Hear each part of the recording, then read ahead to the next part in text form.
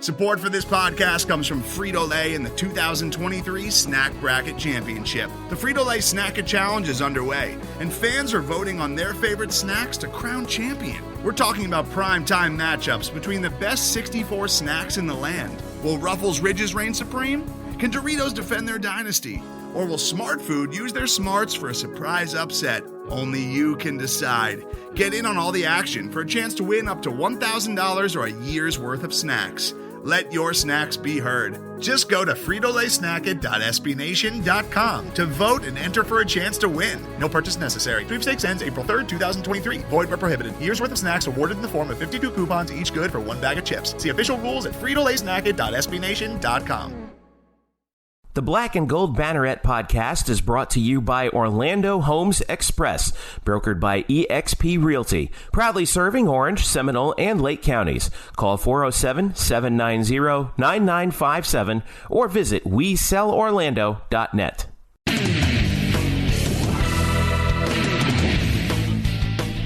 Welcome to a very special edition of the Black and Gold Banneret Podcast. We are double dipping this week. Jeff Sharon, Eric Lopez with you here, and we will have our regular show obviously this week, but we are doubling up because this week is a very important week for UCF athletics. It is Hall of Fame selection week, and we've been doing, as you may have noticed, on blackandgoldbanneret.com, SB Nation's home for UCF sports. We have been doing a lot of articles of late on future UCF Hall of Famers in a bunch of different sports, and doing some looks back at some of those players that we feel are deserving of that recognition. Eric Lopez joins me now. You've been working super hard on this, and it's an embarrassment of riches, isn't it? It's too much, man. It's too many. First of all, I got my suit and tie for this episode, so I'm ready to roll. I'm wearing my tuxedo T-shirt, so anyway. I'm glad I'm not part of the committee because obviously, as we've done this process research, and we kind of, you and I decided to do this project just because we kind of wanted to push the idea of bringing the Hall of Fame back. We've been constantly asking, when would the Hall of Fame be back? We were there. We covered the last time UCF held the Athletics Hall of Fame, which was 2015, which was headlined by Asante Samuel, Dee Brown, Stephanie Best, the 1978 volleyball team, and hadn't won since. And then UCF announced recently, a few weeks back, where the 2019 Hall of Fame, and they allowed fans to actually send some of the nominate people. So, it was January 23rd that they opened it up, but they didn't give people very long to send in their nominations. The deadline was February 3rd, midnight Eastern, February 3rd, so that was pretty quick.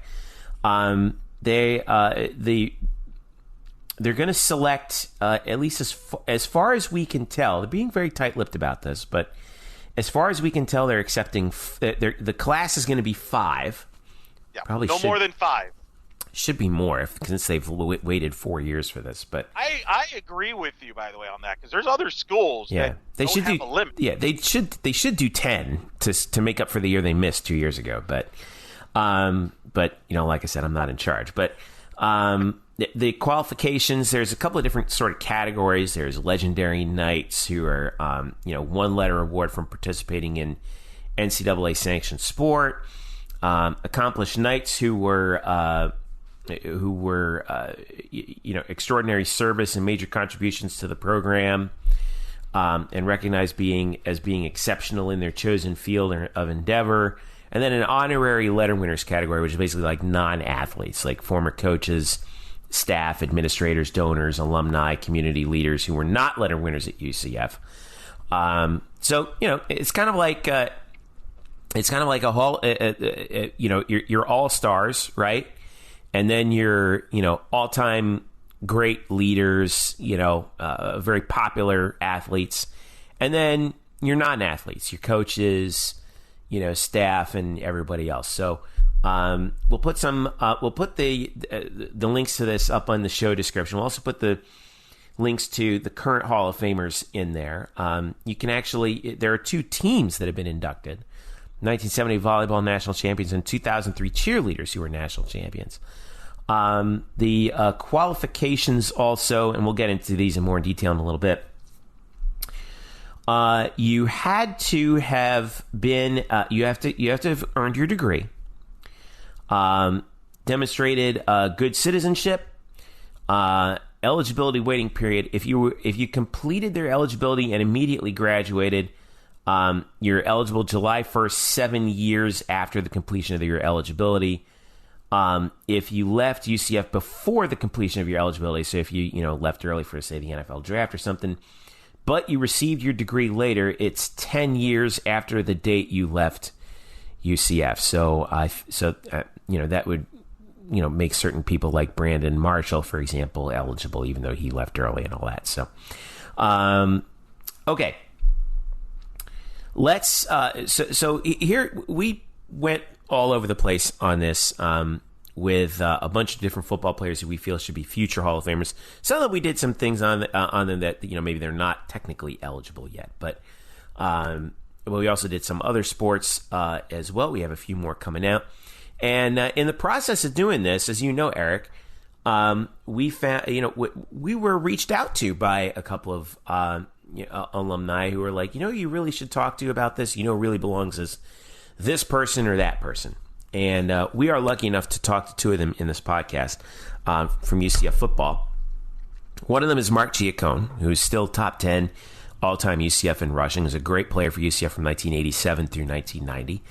And a teammate of his, right before that, when he was a freshman, Darin Slack, who's one of the great quarterbacks in UCF history. So we'll hear from the both of them. But I just wanted to kind of go over this whole situation with you, Eric, because the qualifications are pretty clear, but a little bit lawyerly, I would believe.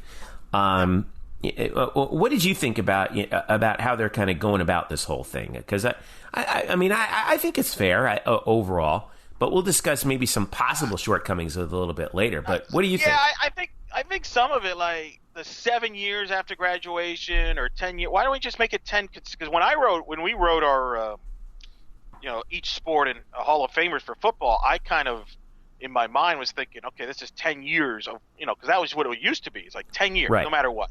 And now they've kind of put in 7 years and 10 years, and I think it should just be 10 and not kind of, it's too confusing, I think. I think to make it simpler, if you're at least 10 years from that your last game played with your graduation, that's plenty of time for everybody to have their degree. You know what I mean? Right. So I would make it consistent at 10. I'm not. Here's an interesting part. They reference to Olympics and things like that. Yeah. Which, that's interesting, right? There's two sides of the coin on this. On the one participated hand, in the Olympic Games as a student athlete at UCF is one of the qualifications. I think I know where you're going with this. Go ahead.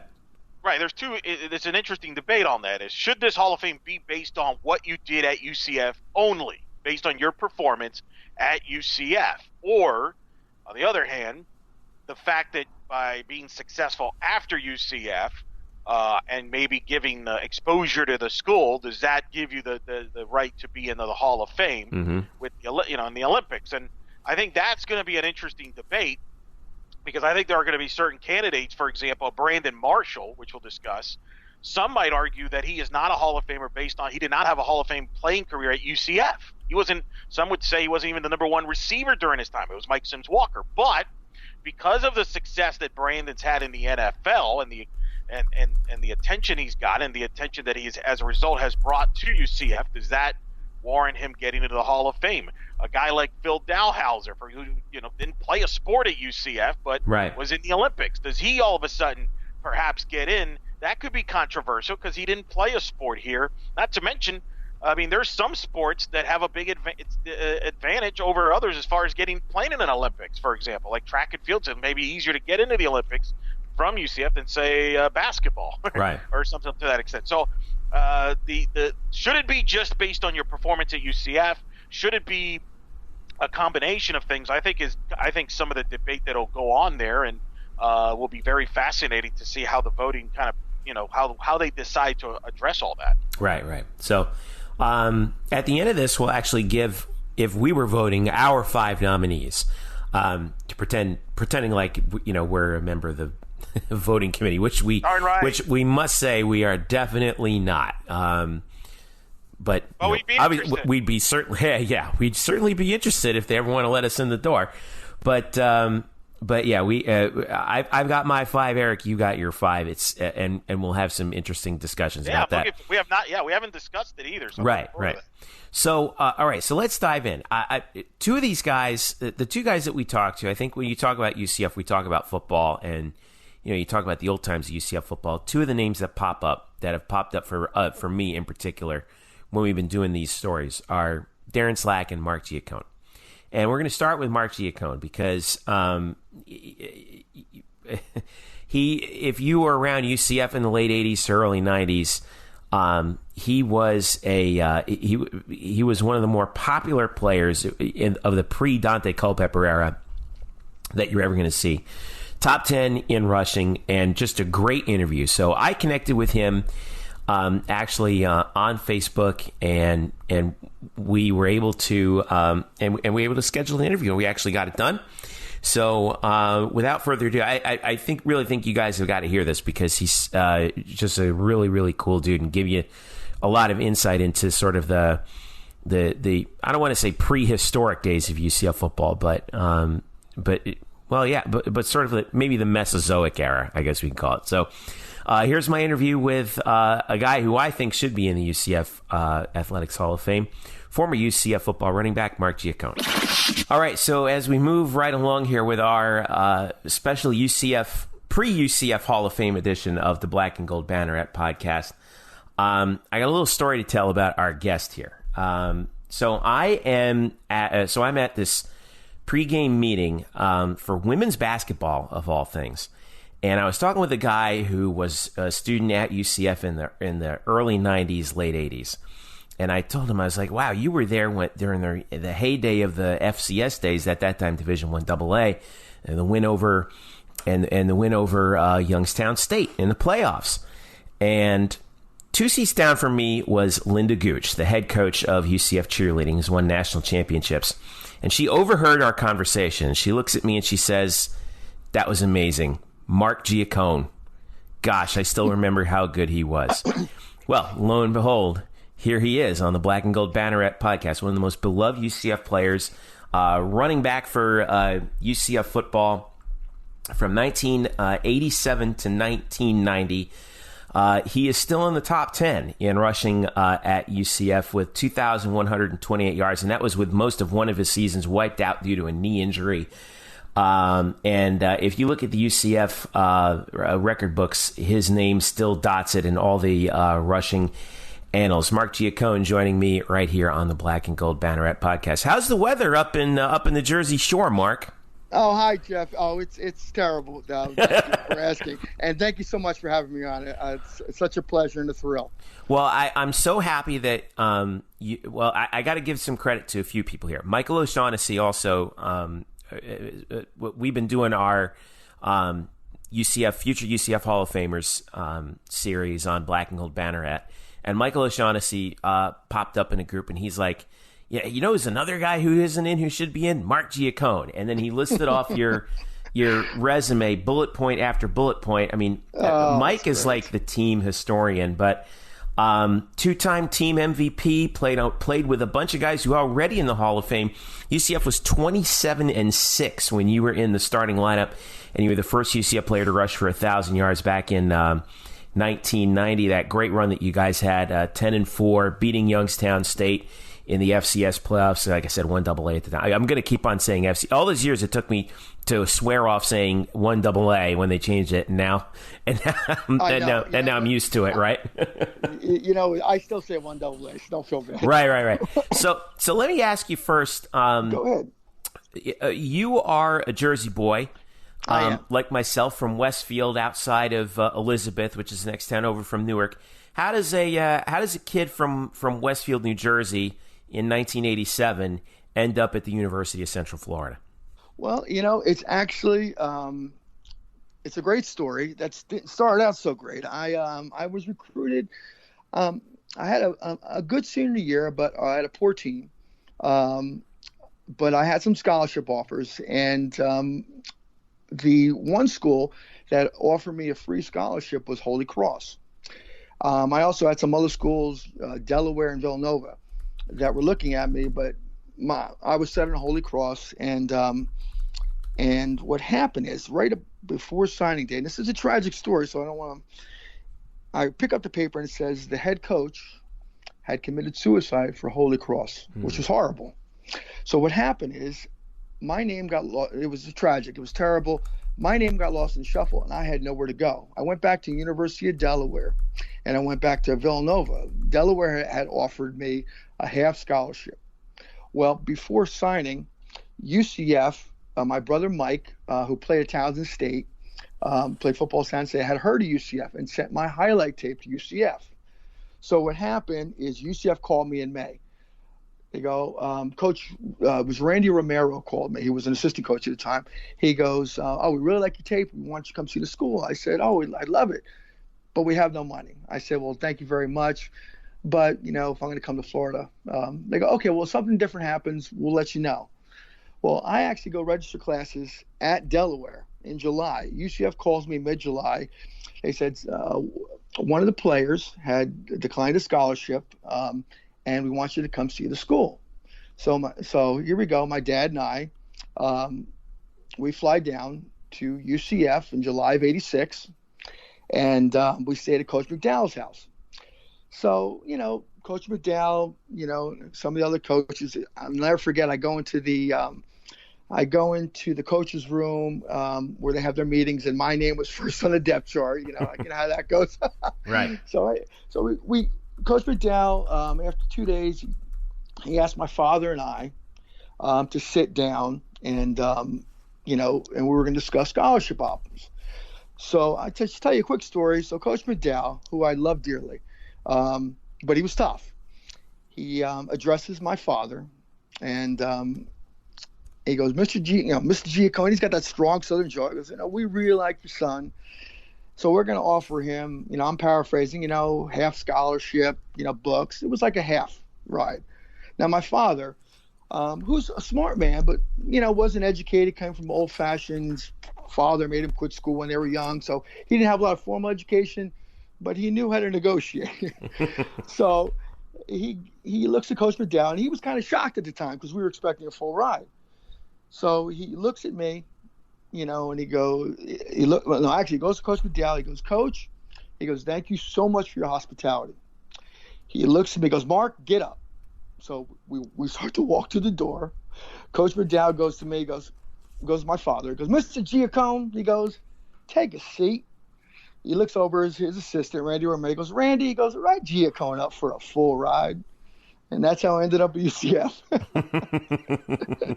So that's fantastic. Yeah, and so that's where it all started, and it was just it was a wonderful experience, and I'll let you talk because I can tell you story after story.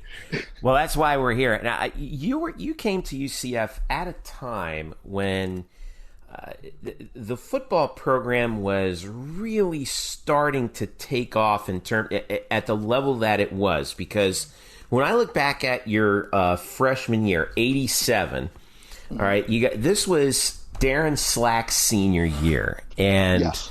There was a stretch of 5 games where you guys are scoring a gazillion points a game. It seems like you dropped 67 on Grand Valley State, which was a record that stood for, I think, up until 2017, if I'm not mistaken, when UCF put up 673 against Austin Peay under Scott Frost. But in 87, you get there and you're playing against this kind of competition. What was it like? Take us back to like 1987 and tell us what it was like playing running back at UCF at that time and being a part of the program at that time, because as Darin told me in an interview we did with him, I said conditions were sparse back then. He's like, sparse wasn't the word. Sparse wasn't the word. Well, number one, we had 3-day practices.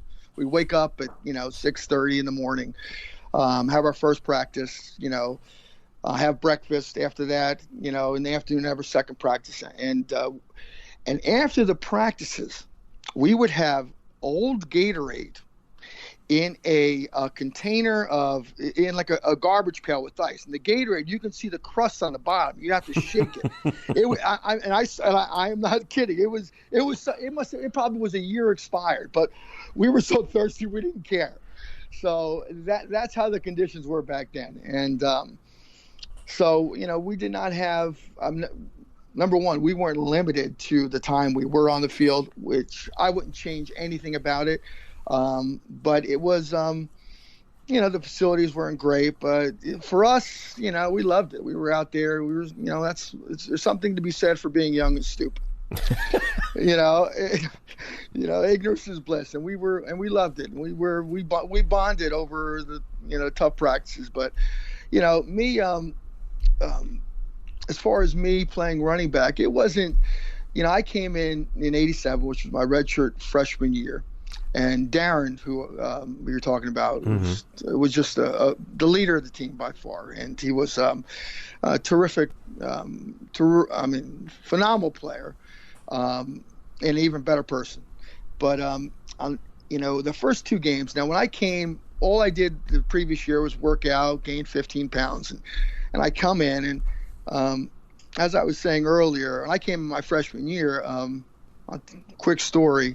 Mike Kruzik was the offensive coordinator, and I was getting timed on the 40. And one of the assistants were timing me. I ran a 4.44 and a 4.46, and Coach Kruzik didn't believe it. So he comes over, he times me, and I ran a 4.42 for him. So I was very fast, and but they wanted to move me to fullback, and the reason they wanted to move me to fullback is because they thought I was big. But I said, well, listen, and I was a cocky New Jersey kid. I said, I am a tailback. I'm the fastest guy on the team. I'm sorry, I was the second fastest guy on the team. Bernard Ford was faster than me.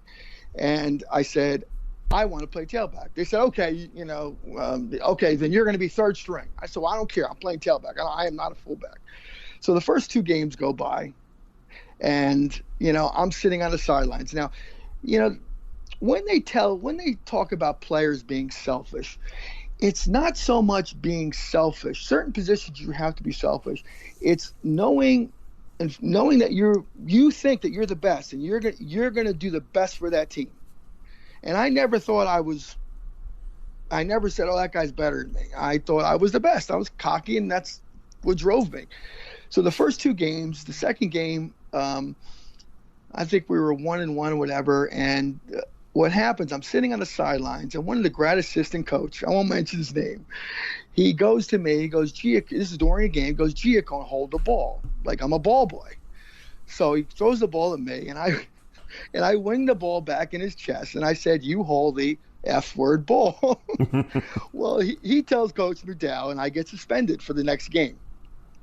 So I can't travel.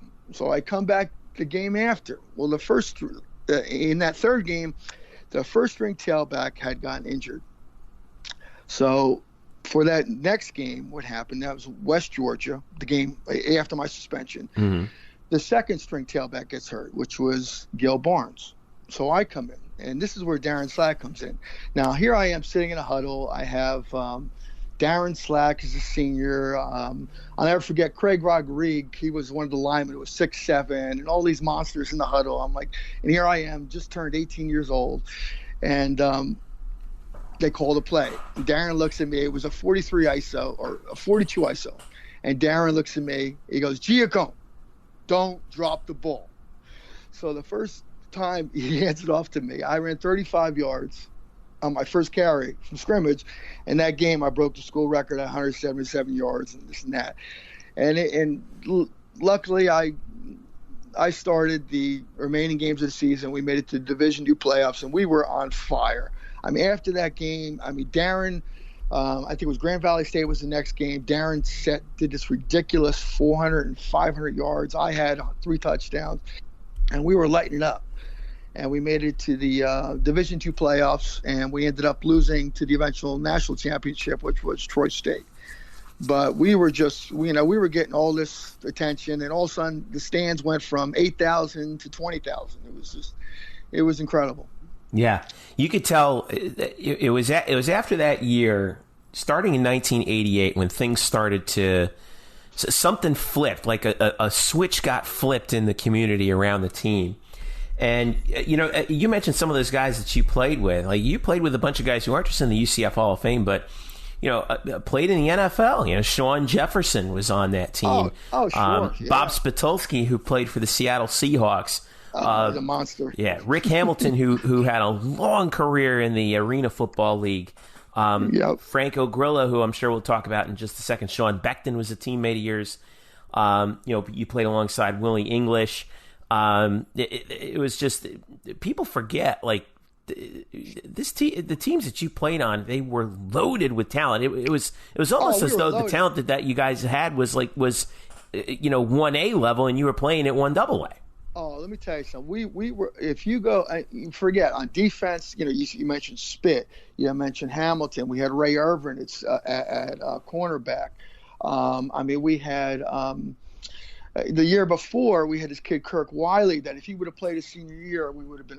We had so much talent. We had Eric Buckley. It was just, like I said, we had 1A talent, and we were big kids. Everybody was big kids, fast. Mm-hmm. It was something. It really was. We were a very talented team. We were not, by any stretch of the imagination, overachievers. We were there. We were competing at that level because we were that good. And we were so. When 1990 came around, we were so bonded as a team, and because we played together for so many years, and we played in those awful facilities, and we were such a unit. It was so exciting. But not to skip over years, because every year had its nuance. Mm-hmm. 87 was phenomenal. And we go into 88, and we play Troy State, who had beat us pretty bad. Yeah. In the Division II playoffs, and we beat them. We had 30,000 at it was the biggest crowd ever. It was 30,000 at that game. That was the noise penalty game, right? Yes, noise penalty. Yep. I had to go ahead and touchdown. Just let me mention that. But it was a thrill. And then, listen, I don't want to go off on tangents. I'll let you ask the question. No. You can go off on as many tangents as you want. No. But yeah, we started that season 5-0. Yeah, 5-0, 6-1 after a win against Southern Connecticut State. And then, now I should correct myself, because I mentioned you guys were at FCS. At that time, you were still in D2. We were still in D2. Yeah, yep. and then you hurt your knee. I hurt my knee in the 5th game of the season, and against West Georgia. And it was at the very end of the game. I had blown out my knee, and in that same game, Mike Grissom, who was our starting nose tackle, had blown out his knee. And after that game, we lost the next 5 out of 6. Yeah, and which was, listen, I'm not going to say it was, it hurts when you lose 2 starting players, but it was.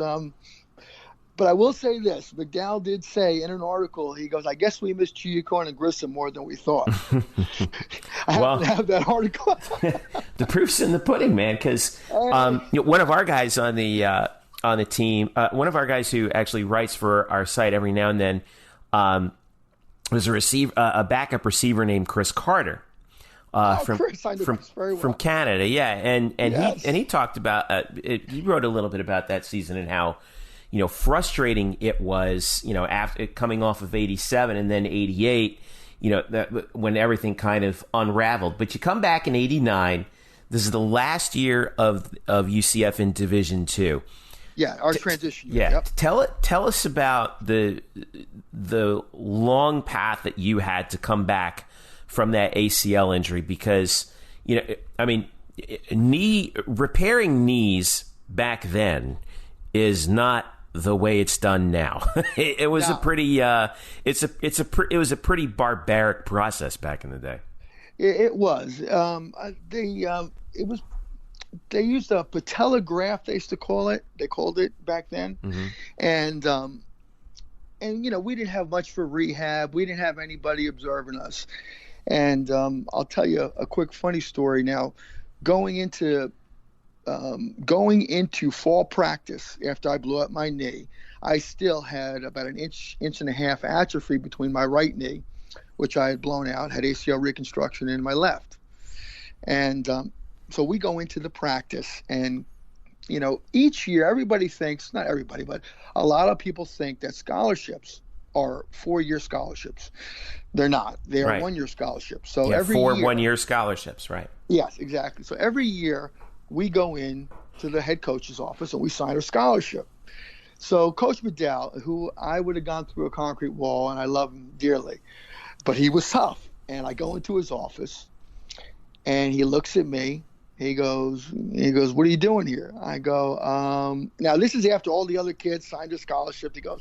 I go, "Well, I'm here to sign my scholarship." Coach Mack looks at me, he goes, "What scholarship?" I was like, "Oh, my football scholarship?" He goes, "Let's see how you do in 3 days, and we'll talk about your football scholarship." Oh, man. So let me tell you something. Those 3-day practices, I woke up about 5 a.m. I used to take 1,000 milligrams of aspirin just to get my knee moving. I'd warm up, and I went out there, and I had the best 3 days I've ever had, because there was no way I was going back to New Jersey ashamed, And this is after having two great years. So I finished 3 days, and I'm walking in the hallway of the football coach's office, and Coach McDowell grabs me. Now, I'm a cocky kid from New Jersey, but there's one person I never, ever disrespect him, Coach McDowell. If he grabs me, pulls me to his office. And I thought I did something wrong. And so he puts me down in a chair. He goes behind it. I'm not saying a word. And all of a sudden he goes to his desk. He pulls out a piece of paper. He puts it in front of me. And he puts a pen in my hand. And he goes, "Great job." And that was my scholarship. Gosh, man. I mean, that must have been, to be able to prove that, to a guy like Gene McDowell, really to anybody. I mean, that must have been unbelievably satisfying. and let me tell you, people say, "Oh, he's going to take his scholarship." I said, no. Do you know what he did for me? He made me work beyond I would have never done, and he gave me obstacles, and you know what? He rewarded me for it, and I loved him for it. And I did. And, I didn't start the first couple games, but after the third game, I think it was East Tennessee State, and I'll never forget. Mm-hmm. It was, I believe it was it's funny. It was going around the left end, and somebody had the angle on me. And all of a sudden, I turned on my jets, and I scored. It was like a 45-yard touchdown. And third game on, I started the rest of the season and led the team in rushing. And I got the team MVP that year. And it was, and if anybody asked me, "Oh, did you deserve?" Listen, I would always come out of the game. Somebody wanted to come in. I was very humble, but these guys knew when I went on the field. I mean, I will never say there were great running backs at UCF. I never say I was the greatest, but I can say one thing: nobody could have run as hard, because every play I gave it my all, know. And I never liked green. I would much rather run somebody over than run an open field. That's why they used to call me Magnet Man, because I would always look for somebody to run over. But it was great. I think we only played 10 games that season. I think we ended up 7-3. Yeah, 7-3. 7-3 the last year in D2, and won 6 of the last 7 down the stretch too. So yeah, we were on fire, and it was a thrill. And coming back from the knee surgery, it was satisfying.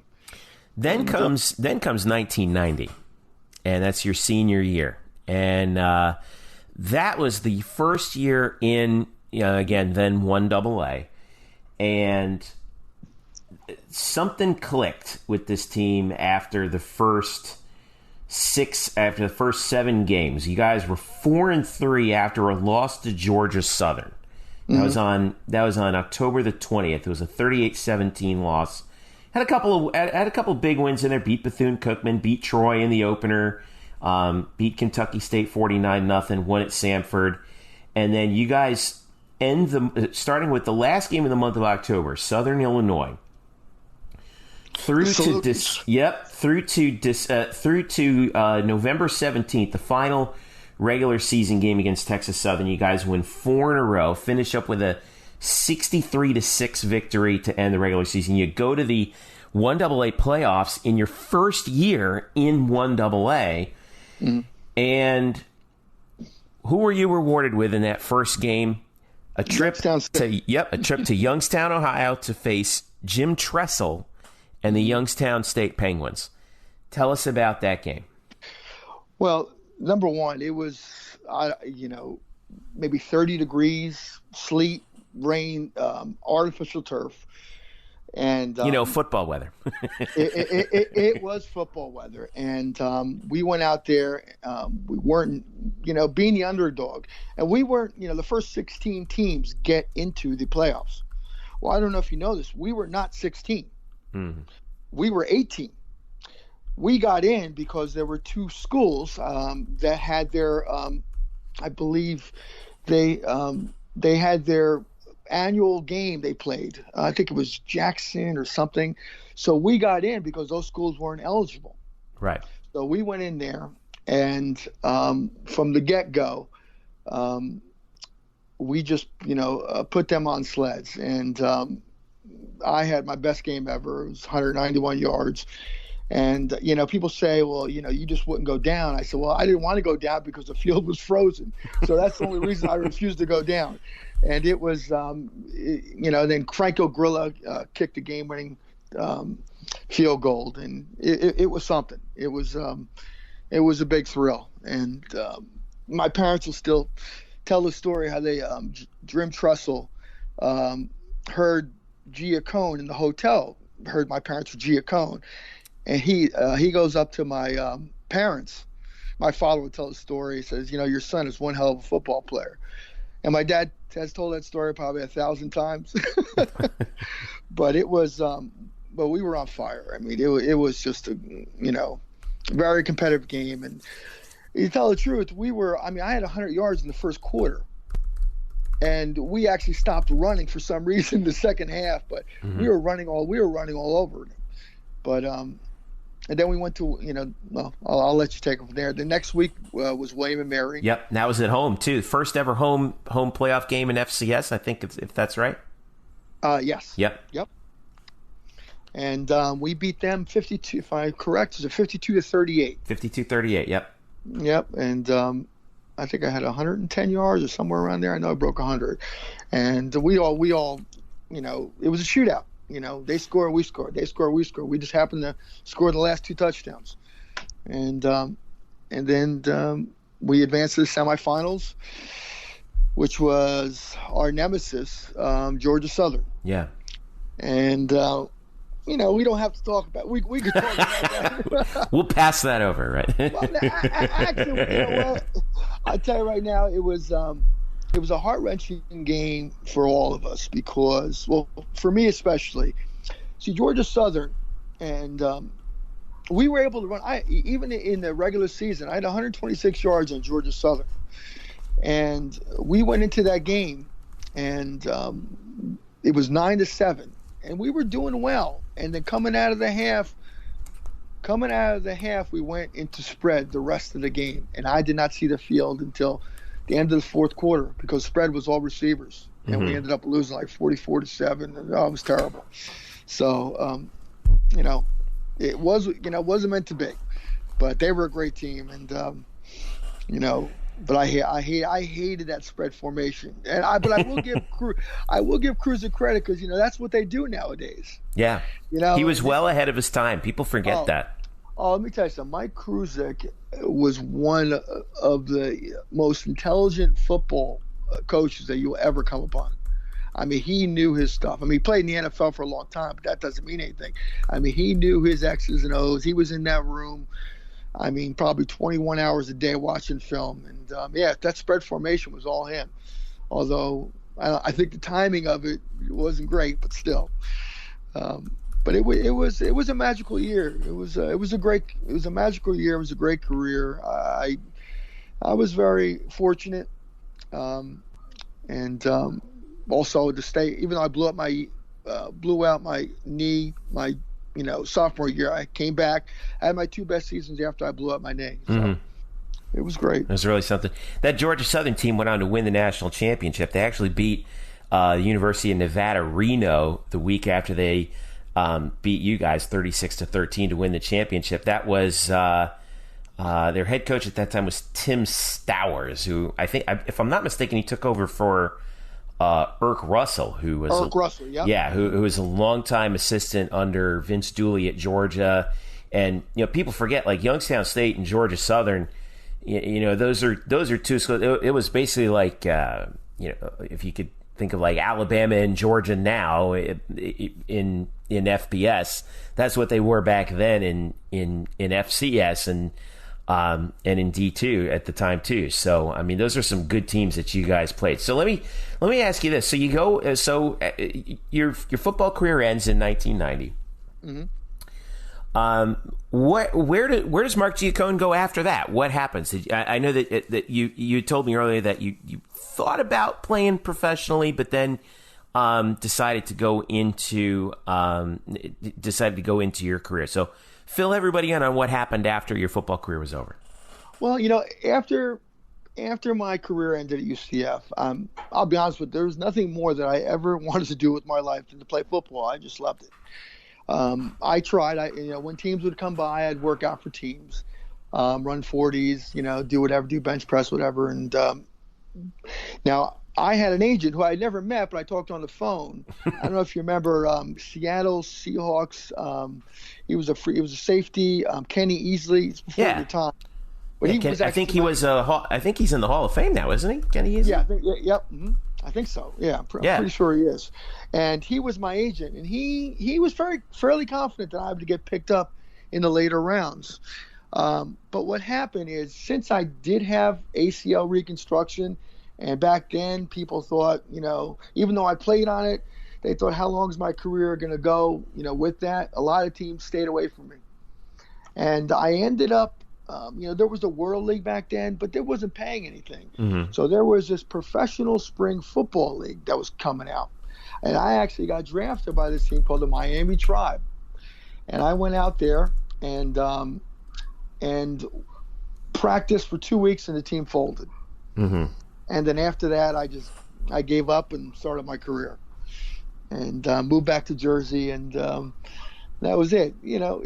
Not easy to move on. I don't care what level you are of football, but listen, I was lucky to have the career I did, and to make the friendships that I did. I had, we had, we knew that we were the pioneers of that program. We helped build that program. Yeah. We suffered. I mean, let me tell you something. The kids nowadays, they couldn't go out there and do 5 days of 3 days, and then another 3 days of 2 days.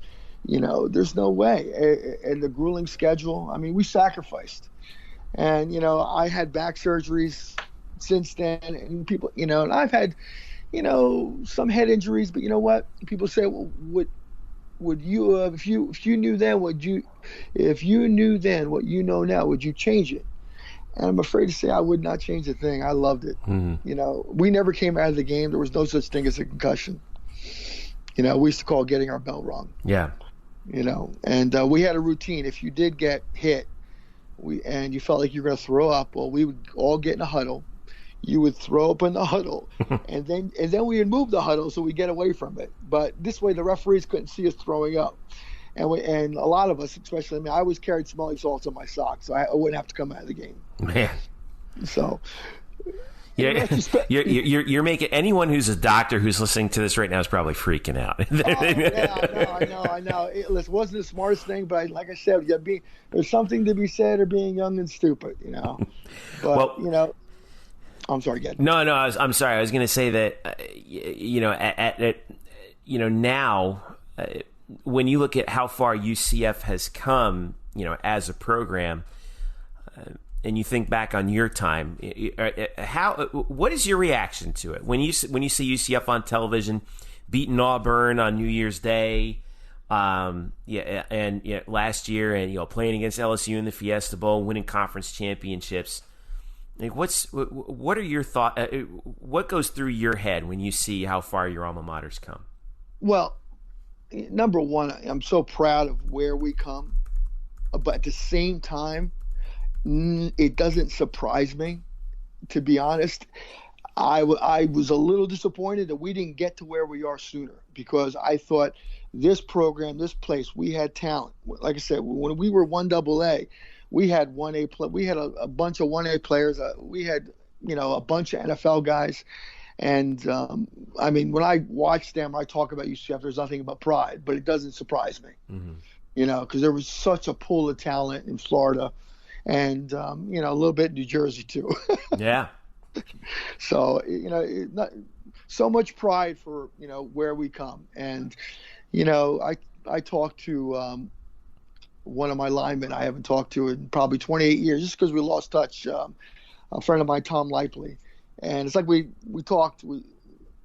It's like we talked yesterday. We haven't talked in 28 years, and we talk about the times and the sacrifice. And we're so proud to see where it's come. But without us going through what we had, we're proud to see where they are. Right. And it's quite a thrill for us. So what are you up to nowadays? I know you still live in the Garden State up in New Jersey. You're up in Long Beach Island now. Is that right? Yeah. Right now I'm in a little bit of a semi-retirement stage. I had to take some time off. I've been in the telecommunications industry for 25 years. Wow. And it's funny, the VP of sales I worked for, Time Warner, which is now Spectrum. I'm walking down the hall one day and he sees me and I'm crooked. My back will go out every other week. And he says, "Mark, I love you." He goes, "But go home and get your back operated on, get taken care of." And that's what I did. I had to do it. I went through 4-hour operation, then 11 hours, and then it didn't heal right. Then I had to get it whole redone. So I had to take time to get me repaired. So, I'm still in a healing phase, and, I'm going to start up again very soon, but it took some time. Back surgery is not a perfect science. But I am doing wonderful now, though. That's good. So, yeah, so it's great. My family, we're all still in New Jersey. We're very close. So it's good. And I know you're over. I know that the weather up there must be terrible up in the Jersey Shore, at least that's right. God. But the good thing is it's not as crowded right now.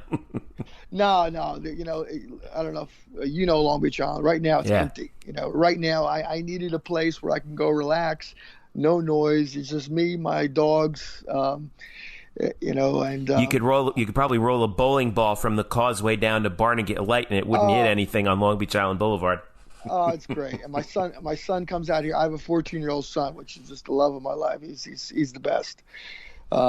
He's everything. Everything I wasn't in the classroom, and he's a world-class gamer. He's just incredible. He's such a kind. It's funny when you raise a child. In today's world, for me, what's the biggest concern for me is I want to raise a good human being. And my son is wonderful. I'm very lucky, and I see him, at least half the time. So it's great, Yeah.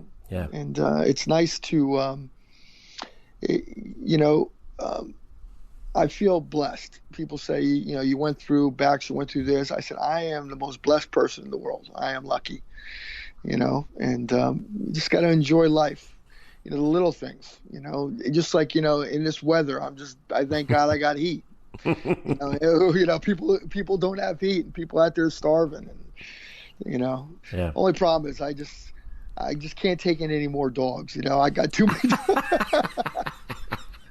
I got 3 dogs and a cat, and if I see a stray dog or a cat, I got to go after it. So, I try to stay indoors as much as possible because I will get that dog or cat into my house. So. Well, I know that. I'm glad to know that you're feeling a lot better. That the operation went well. I know you told me you were 24 hours on the operation table. Yeah. Jeez, Louise, man. I don't know how you. I don't know how. That's one way to lose a day. I'll tell you that. Oh, I'll tell you. It was something. The best thing about when you're getting surgery is you don't realize it. From the time you go out to the time you wake up, it's instantaneous. So you don't know you've been in surgery forever. But no, I'm doing well. What's wonderful about it is I'm doing well. I still have discomfort, but I'm, when you can, walk around and you're relatively pain-free, and thank God, painkiller free, which, people say, what's the hardest part of any operation? I said, it's getting off painkillers, and I thank God for that. So, I am doing great. I'm very thankful. And, and I'll get my career restarted, very, very shortly. That's the easy part of life. The hard part is raising kids and, keeping your health up. I hear you. Well, hopefully we can get you back down here for a football game at some point. When was the last time you were down here for a game? Oh, God, it's got to be early 2000. Oh, wow. So you haven't even been to Spectrum Stadium. You work for Spectrum, and you haven't been to Spectrum Stadium yet. No, I have not. So I have not. So, yes, I am looking forward to that. I have a very good friend that lives up here. His name Ron Thau is really big into UCF. Yeah. And Ron tells me he tries to get me in, but when you get, my son's 14, so as soon as he was born, that was it. It's hard to travel when you have kids. I don't know. Do you have kids, Jim? Yeah, I got two. I got a 4-year-old and I got a 16-month-old too. So. Oh wow, that's great. Yeah, I still got a ways to go here. That's awesome. I'm just trying to get through one day at a time. Oh, that's awesome. You're a lucky man. That's great.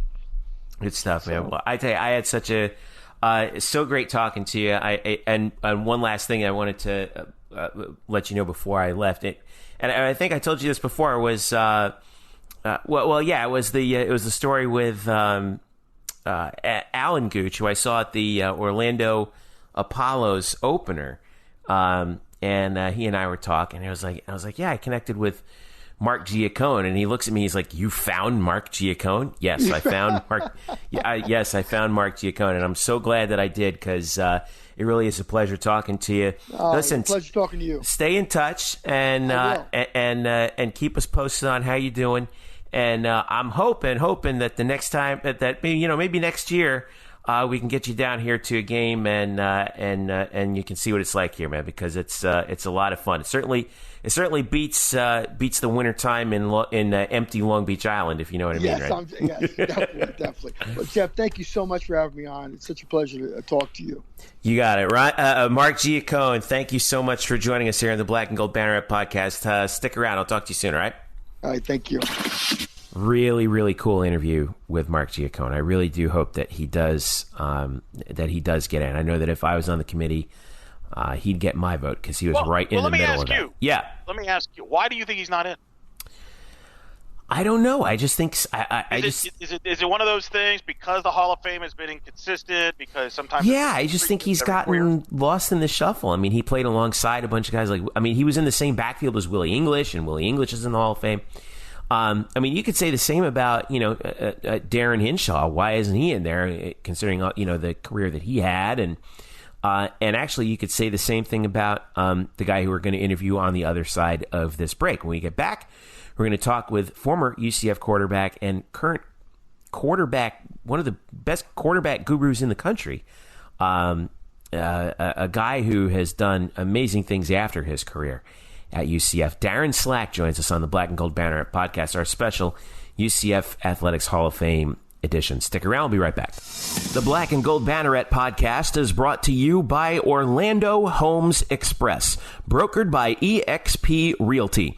Sam Unger and his team at Orlando Homes Express proudly serve Orange, Seminole, and Lake counties, specializing in buying, selling, and new construction. Sam is a very proud UCF graduate, class of 2006, and he's got a special deal going on right now for the 2018 UCF football season. Night fans, in honor of UCF's 25-game win streak, Sam is running a special for the whole month of December. If you use him as your realtor to buy or sell your home, you'll receive up to $2,500 at closing. So, if you're ready to buy a new home or sell your current home, upgrade or downsize, Sam and his team have you covered so you can find the right home at the right price in the right location. So give them a call right now at 407-790-9957. Again, that's 407-790-9957. or visit them on the web at WeSellOrlando.net. Again, that's WeSellOrlando.net. You can also reach them on Facebook at Facebook.com/WeSellOrlando. Get in touch with Orlando Homes Express today and make finding your dream home a reality. Eric Lopez here, and when you're not listening to me on the Black and Gold Banneret podcast yelling at Jeff Sharon or talking baseball with Brian Murphy, you can actually listen to me on another podcast with a fellow UCF alum, a lot smarter, Victor Anderson and I, as we host In the Circle on Fast Pitch News twice a week, Mondays and Thursdays. We cover all the world of softball, so if you're UCFA, we talk UCF, we talk how Coach Gillespie's going to do at Iowa, we talk all the topics in college softball, pro softball, and international softball. So give us a follow on In the Circle SB on Twitter and on Facebook. It's In the Circle on Fast Pitch News twice a week on the podcast. Check us out there. Back now to the Black and Gold Bannerets. Welcome back to our Hall of Fame edition, Black and Gold Banneret Podcast. Jeff Sharon, Eric Lopez here. I'm really interested to see as we're continuing our conversation here on future UCF Hall of Famers. You know, we just talked with Mark Giacone, who, of course, for my money, should be in. We're going to talk to a guy who actually was a teammate of his, and and since first of all, his time at UCF was amazing. His time after UCF has been even more amazing as well. All right, Eric Lopez, when you talk about great quarterbacks at UCF, who comes to mind? Well, I think everybody's going to talk about Mackenzie Milton most recently, Blake Bortles before that, Dante Culpepper, obviously. But we've had some pretty good ones even prior to that. Who was the first great quarterback at UCF, to your knowledge?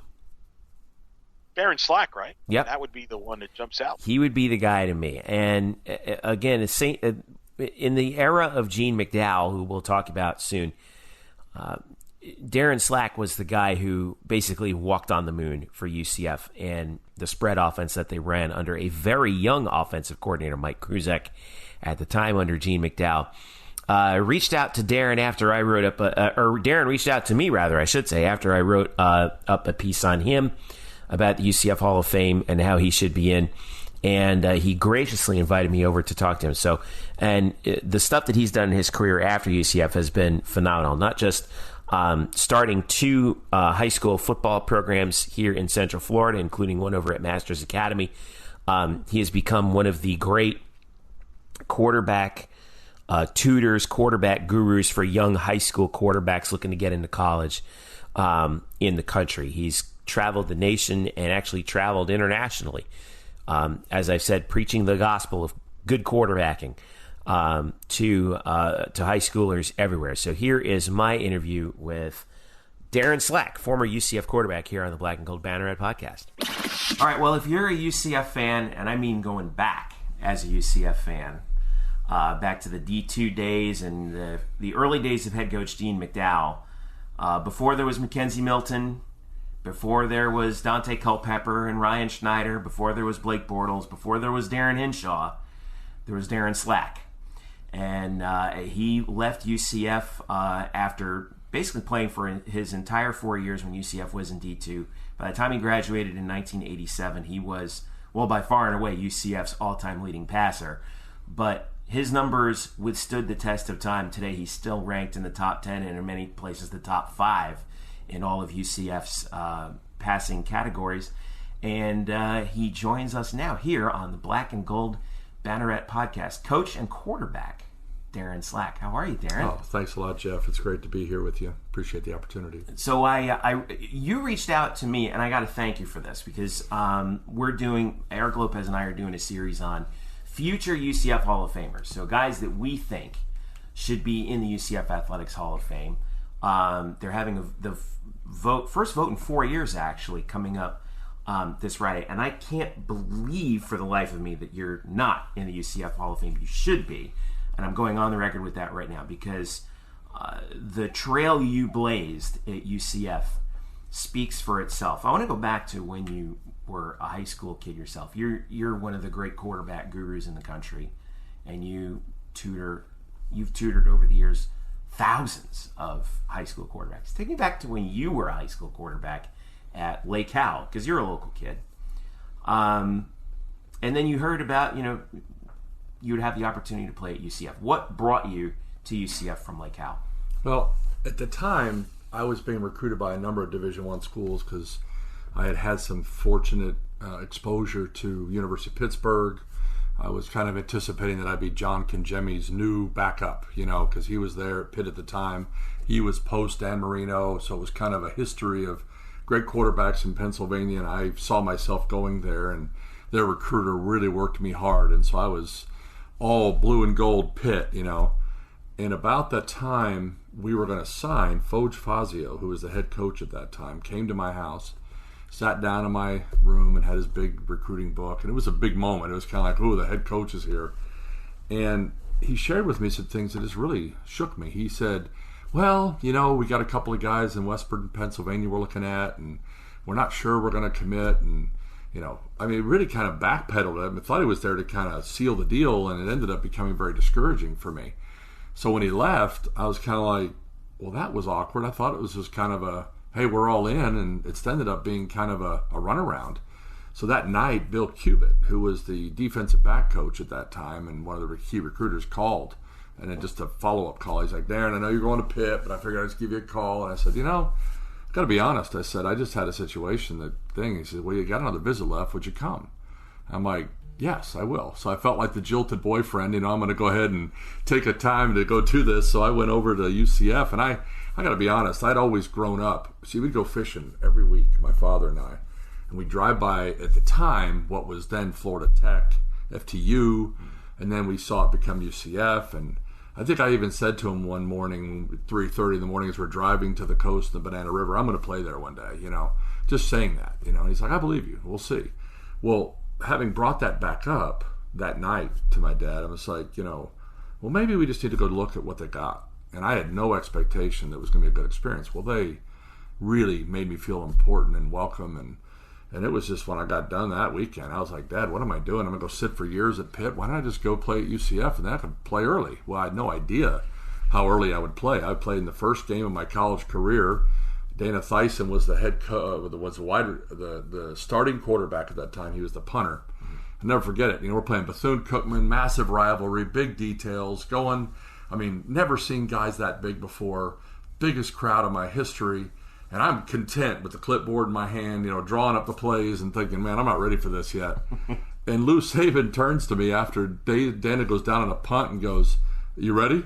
I'm like, ready for what? He's like, you're going in. Because I wasn't even the backup. I was kind of like the third team because I was still getting my feet under me. Right. He's like, you're in. I'm like, I'm in. It's a tie score against our crosstown rival in 25,000 fans, and I'm in, So here I go in, and literally the first time I got hit, I got a concussion. First hit I ever took, I'm thinking, do they always hit this hard in college? I'll never survive, But I played another 6-7 downs. Robert Ector was in the huddle with me getting plays and then drawing them on his hand about what I was supposed to do because I was so out of sorts. I don't think the concussion protocol would have supported what happened that day. But we had a great experience. I played the next week, and, again, the whole experience was whirlwind. And so my wishes to play early, have an experience, happen right away. And so I was never disappointed in my decision to play at UCF. I thought it was the best call for me. Be careful what you wish for. Sometimes you get it. No doubt. And but we had nothing. We dressed in the baseball locker room. Yeah. We didn't have a Wayne Dench facility yet. Wayne Dench was just coming online. The program was in substantial trouble financially.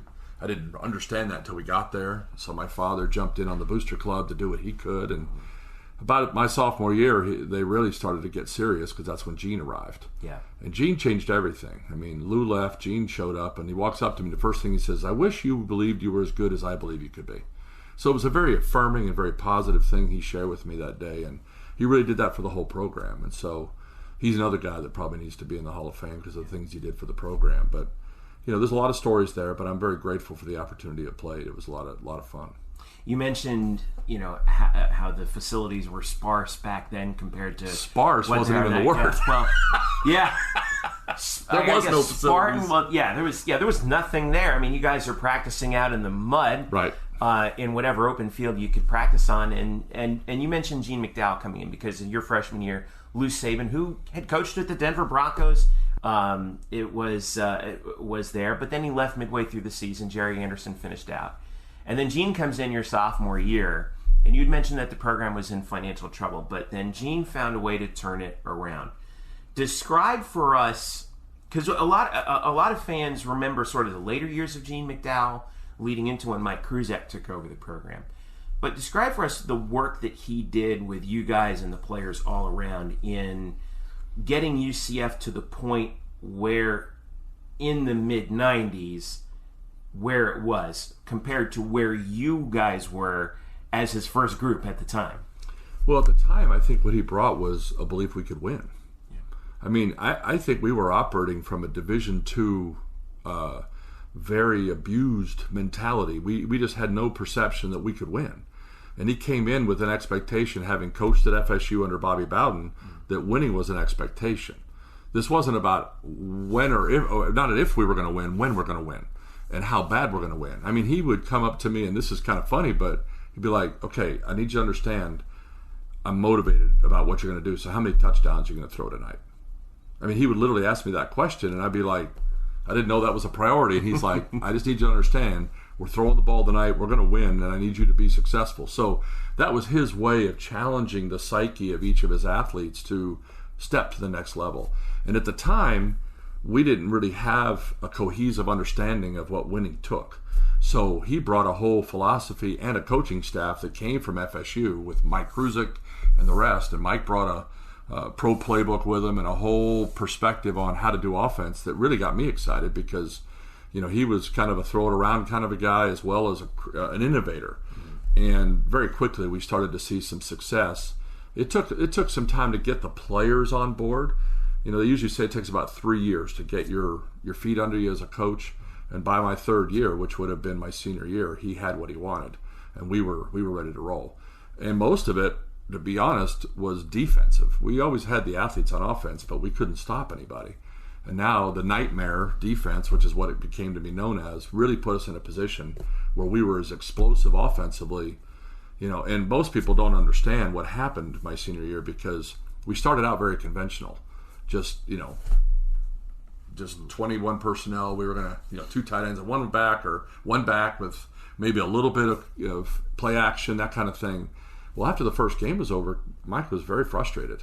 And he walks in on a Tuesday afternoon. Literally, I'm not kidding. This is a great story. Most people don't know this. He goes, I'm done. And he took the playbook and he threw it across the room.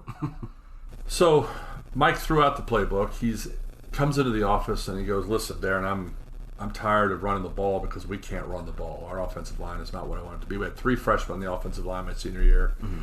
And he says, we've got to figure out another way. So he takes up a black marker on the whiteboard and he just starts drawing this offense. And it was 5 wide empty. Mm-hmm. So he says, this is you. You're going to have a 4.5-yard head start. And it's an NCAA rule. You can't get hurt. I'm writing a new rule. You're not allowed to get hurt. We're going to get there on your health. I'm like, well, coach, we can't protect. He says, that's it. We're just going to give you a 4.5-yard head start. Wow. I mean, he says, I'm not sure how we're going to be able to protect. So, and this is in 87. Exactly. When there was no, offense like this, there was no 5 wide. There was Mississippi Valley State, which had Jerry Rice at one point, and they dabbled in it, So I think that's where maybe the impetus came for it. Yeah. But there wasn't a YouTube to see anything like that. There was just stuff where you'd become aware of it. And Mike was always an innovator. That was his whole thought process. So at this point, he was simply trying to build a workaround. And so we go into the first game and with Elon, which would be our second game of the season. And we were slated to be, knockdown, drag out, Division II battle. We scored 18 points in a minute and a half. And what was amazing about that was how explosive. They called 3 timeouts. They didn't have any idea what they were seeing. We ran out on the field in 5 wide. We didn't huddle. Mm-hmm. We went out in 5 wide, and they just immediately called a timeout. They went man, which was a mistake because they could not cover. I had 4.4, 4.3, 4.5 speed in Bernard Ford, Arnell Spencer. I had Donald Grayson. I mean, our tight end was as fast as some of the other guys. Yeah. So they had real problems. So I had guys open all over the field. And it was like a prototype run and shoot. It was basically read and react. Exactly, right. So we had 5 plays drawn up for it, and that's all we had. And by the end of the season, we had 50, because every week we added more. And so we had 2 offenses. We had conventional, where we just go under center and line up and do our pro stuff, and then we would just come out and go 5 wide and no huddle. Yeah. And that really just threw a curveball at teams. So we had a lot of success throughout the season. I set school records. I had all kinds of stuff. Now, part of the challenge is that you throw the ball that much, bad things are going to happen. Yeah. So we threw some picks. Now, I think I still have the interception record. I think I threw more picks that season than anybody's ever thrown. But the reality is we threw it over 500 times. Yeah. So, in 14 games, that's nearly 50 times a game plus, So for me, the math, maybe one pick or one turn, we were throwing it down the field. Mm-hmm. In many cases, by direction, you had no choice, throw the ball in that direction because, we got to get it out. As we got further in the playoffs, it became clear, though, that the better teams figured out how to stop it, and the way to stop it was to get to me. So they started doing all kinds of strange blitz packages and things like that. But it really put us in a position where the initial objective of getting to the playoffs, to fulfill our number 5 ranking at the preseason and all that, was justified. And here we are, first time in school history going to the playoffs, and we've achieved the objective. And which was really kind of what I was told before the season started, that if we don't go to the playoffs, we're going to probably cancel football because of the debt that the UCF program was in. That's what I wanted to ask you about next, because all the guys that I've spoken to, they all mention your dad too, Steve, right? Mm-hmm. And how much he meant to everyone at UCF at the time. And this is a story that a lot of the guys in the room know about, but not a lot of UCF fans know about. Seems bizarre thinking about it now, when we're talking about a multi-billion-dollar business in college football and a multi-million-dollar program at the Division I FBS level. But UCF football came darn close to basically ending in the late 80s. So tell us about that, and tell us how your dad, Steve, saved UCF football. That's not a far stretch to say that, because what happened was Lou Saban, when he finished up his tenure my freshman year, my father knew Lou. Lou was involved with him. My father was always a big booster in high school when I played at Lake Howell. And when I came to UCF, he just committed, I'm not going to try to do anything to get you a job. I'm just going to help. Well, my father's help came with a lot of benefits in the way that he knew a lot of people in town, was very well connected because of what he did for people in town and made their lives better. What did your dad do? He was in specialty advertising, marketing, specialty marketing. So he did a lot for a lot of large influential companies like Wayne Dench's company and others, where he did stuff to make their customers feel their value and understand, and that made them feel good because their people felt good. Does that make sense? Right. So there was a lot of built-up chit bank there when it came to my father. These people felt, indebted to my father. So he was, from time to time, cash in a few of those chits to get them to help out, which is what ended up really happening at UCF on a very large scale. Yeah. My sophomore year, Gene McDowell arrives, and he came in larger than life. I mean, he brought a winning mentality. He brought an attitude of can-do from Florida State. I mean, it was just, we're going to win now. And Darin, you're going to take us there. If you believe you're as good as I believe you are, we got a chance. So there was a lot of positivity when he arrived. And as such, our recruiting improved and our whole approach improved. He brought a whole staff with him that was really legit coaches. So the whole work dynamic, everything changed. Mat drills, all kinds of things we had to do to really get in shape, right? Must have been a real rude awakening at one point. It was really rough. And Gene was no nonsense. He didn't take excuses very well. He was very direct in the way that he approached things. And you know what? That's what needed to happen. There had been a lot of excuses made. Well, he and my father built a relationship, not for the purpose of anything other than my dad was on the booster club, and what can I do to help? Well, the program was $1.1 million in debt at that point, and there was an immediate need to begin to eradicate that. But also, we needed facilities. We dressed in the baseball locker room my freshman year. We were practicing on a mud field. We had a lot of issues that weren't what they have now. Right. There was no stadium. We borrowed Citrus Bowl, So right away, there was steps taken to begin to make connections for Gene to help him get to the right people in the right situations. My father was instrumental in a lot of that. Now, the part that needed to happen was we needed real money, not just to build facilities, but to eradicate the debt. And that needed to be something else. And so my father came up with an idea for an event called the Gate Crasher. And the original one was the OJ's Great Gate Crasher. Lou Saban helped get OJ to come and to be the first celebrity host for a night of auction events, for auctioning off special event opportunities, packages, where people could go to the Masters, 4 people, deluxe accommodations, first class, the whole bit. This was at the game? This would be or like an event? At the Night of Nights is what it was called, the event, the auction night. There would be about 20 to 30 packages that he'd put together that were ungettable. Okay. These, if you wanted to do them, you couldn't even buy them if you wanted to. Right. Like 4 deluxe tickets to the Masters, a practice round with a pro. Wow. First class accommodations on one of the Greenside condos, first class flight, the whole bit, and got it all donated. Wow. And so these packages were going from anywhere between $20,000 to $50,000 a piece, without any hesitation. And the guys who were fighting over it were the largest money guys in Orlando. So it was fun to be there to watch them go at each other, because these events were, I mean, we're talking the Grand Prix of Monte Carlo. You can't even go to the Grand Prix of Monte Carlo. He had first class accommodations at the Grand Prix of Monte Carlo, trackside, the whole night. In the booth, just things you're like, how did you get that? Well, I knew a guy who knew a guy, and he would do 20 or 30 of these packages. So they would have the silent auction, which would be stuff you would think would be throwaway, but the silent auction stuff was the stuff that most people put in their primary auction. Yeah. So between those two concepts of having these incredibly high-end opportunities, and then when the main auction started, it was really only about 20 people that were involved. And those guys bought everything. And they had a great time, Yeah. And of But it helped course, the program. $252,000 the first year, $315,000 the second year, and $416,000 the third year. Which, when you added all that up in light of everything else, the debt had been eradicated by the senior year.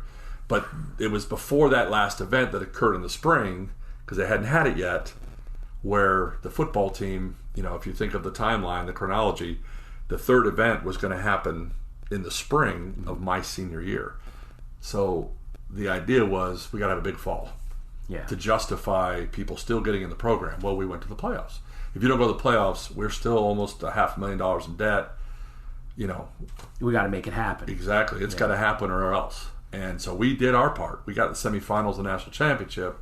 And that energy level, that enthusiasm, much like what we see now with people. We didn't win the Fiesta Bowl or wherever we were, but there's a lot of enthusiasm for the program. It was the same way back then. And we were able to have that last big event. And so, coming out of that, things changed a little bit after we got out of debt and circumstances, what have you. But the Night of Nights, I think, ran for another couple of years, and then it went away. But my father stepped back because it was quite a lift. It would take him 6 months of the year to plan those, and it's a lot of favors to call. Because I was you have no idea. I was involved in a lot of it in the sense of being the background. I had to do a lot of favors for Dad. Different things that I had to do and make appearances and help him when he was talking to people and stuff. But at the end of the day, what it came out is this was all him. I mean, people helped him. Don't get me wrong. He had other people around him that were involved. But anybody who was involved would know that it went because of Steve. Yeah. It was Steve's idea. He brought in Mel Fisher, the guy who discovered the Atocha. The second year, it was Mel's Gate Crasher or what have you, and he brought stuff from the treasure ship of the Atocha. Oh, wow. From Key West, from the big museum down there. Yeah. He had all this gold around his neck, and he brought it all with him. And I mean, you want to talk about just swagger. I mean, that guy had some swagger, Mel Fisher, and he one-man Gasparilla, right? He brought all that into the building with the security guys, and he brought stuff with him from this thing. They auctioned off stuff, but it just brought another level. You know what I'm saying? So that was part of the experience. It was all just his creativity to bring that about, and as a result, the program, the pressure was off of having to try to create something because that was just being handled. And so when I say he saved it, if that wasn't done, no matter how much we won, the finances weren't there. Right. Somebody either had to write a check or it had to be gotten another way. And as it was, throughout that enthusiasm, Wayne Dench wrote a check for $1 million and built the Wayne Dench building that we were in for a while. And I think that was really where we turned the corner, was my senior year, when they finally decided, oh, we can do this. Yeah. And then, obviously things changed, and we moved into 1AA and went on to do great things. And Mike Kruzik took that energy that Gene built and took it even to another level with the Dante era and everything else that happened in his time by him beating Alabama. So there was a lot of waypoints for good things to happen, but the one that was most critical, in my opinion, was 85 to 87, when we had to address something that was kind of an unwritten or unspoken, Right. Don't ask, don't tell how bad it is.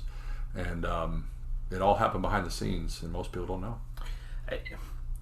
Back at that time, $1.1 million, that is a lot of money. Yeah, I mean, especially for a Division II program. Yeah, too, I mean, right? it was unsurmountable, and the fact that we had gotten there caused a lot of consternation amongst how do we get here? Right. And a lot of it came down to the way things were,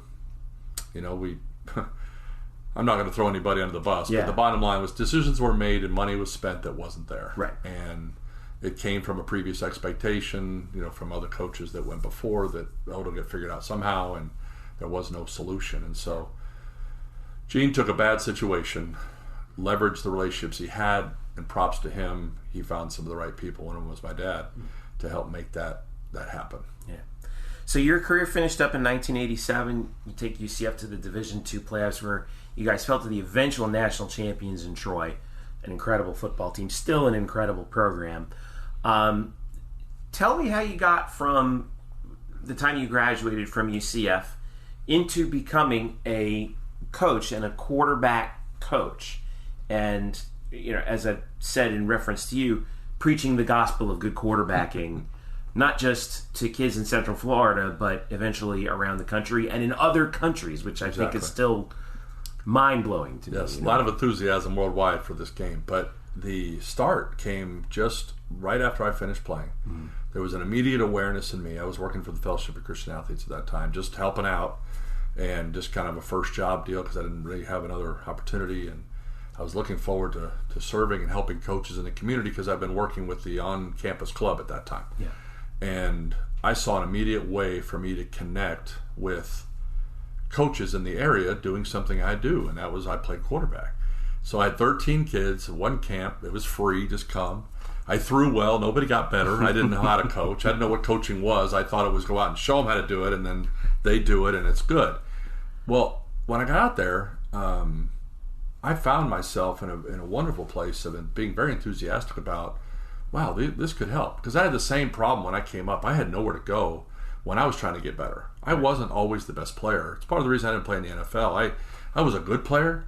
I was an All-American Division II quarterback. Right. But I wasn't at the level of some of the guys were at because I lacked some skills and some things I needed to develop. And there really was never a context to get better. It was always showcase.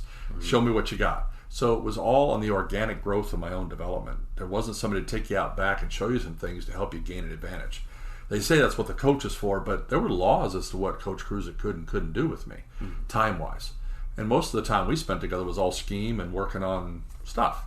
So you only had maybe a few minutes a day to talk about anything related to getting better. So that's not a blight on him. It's just the nature of the position.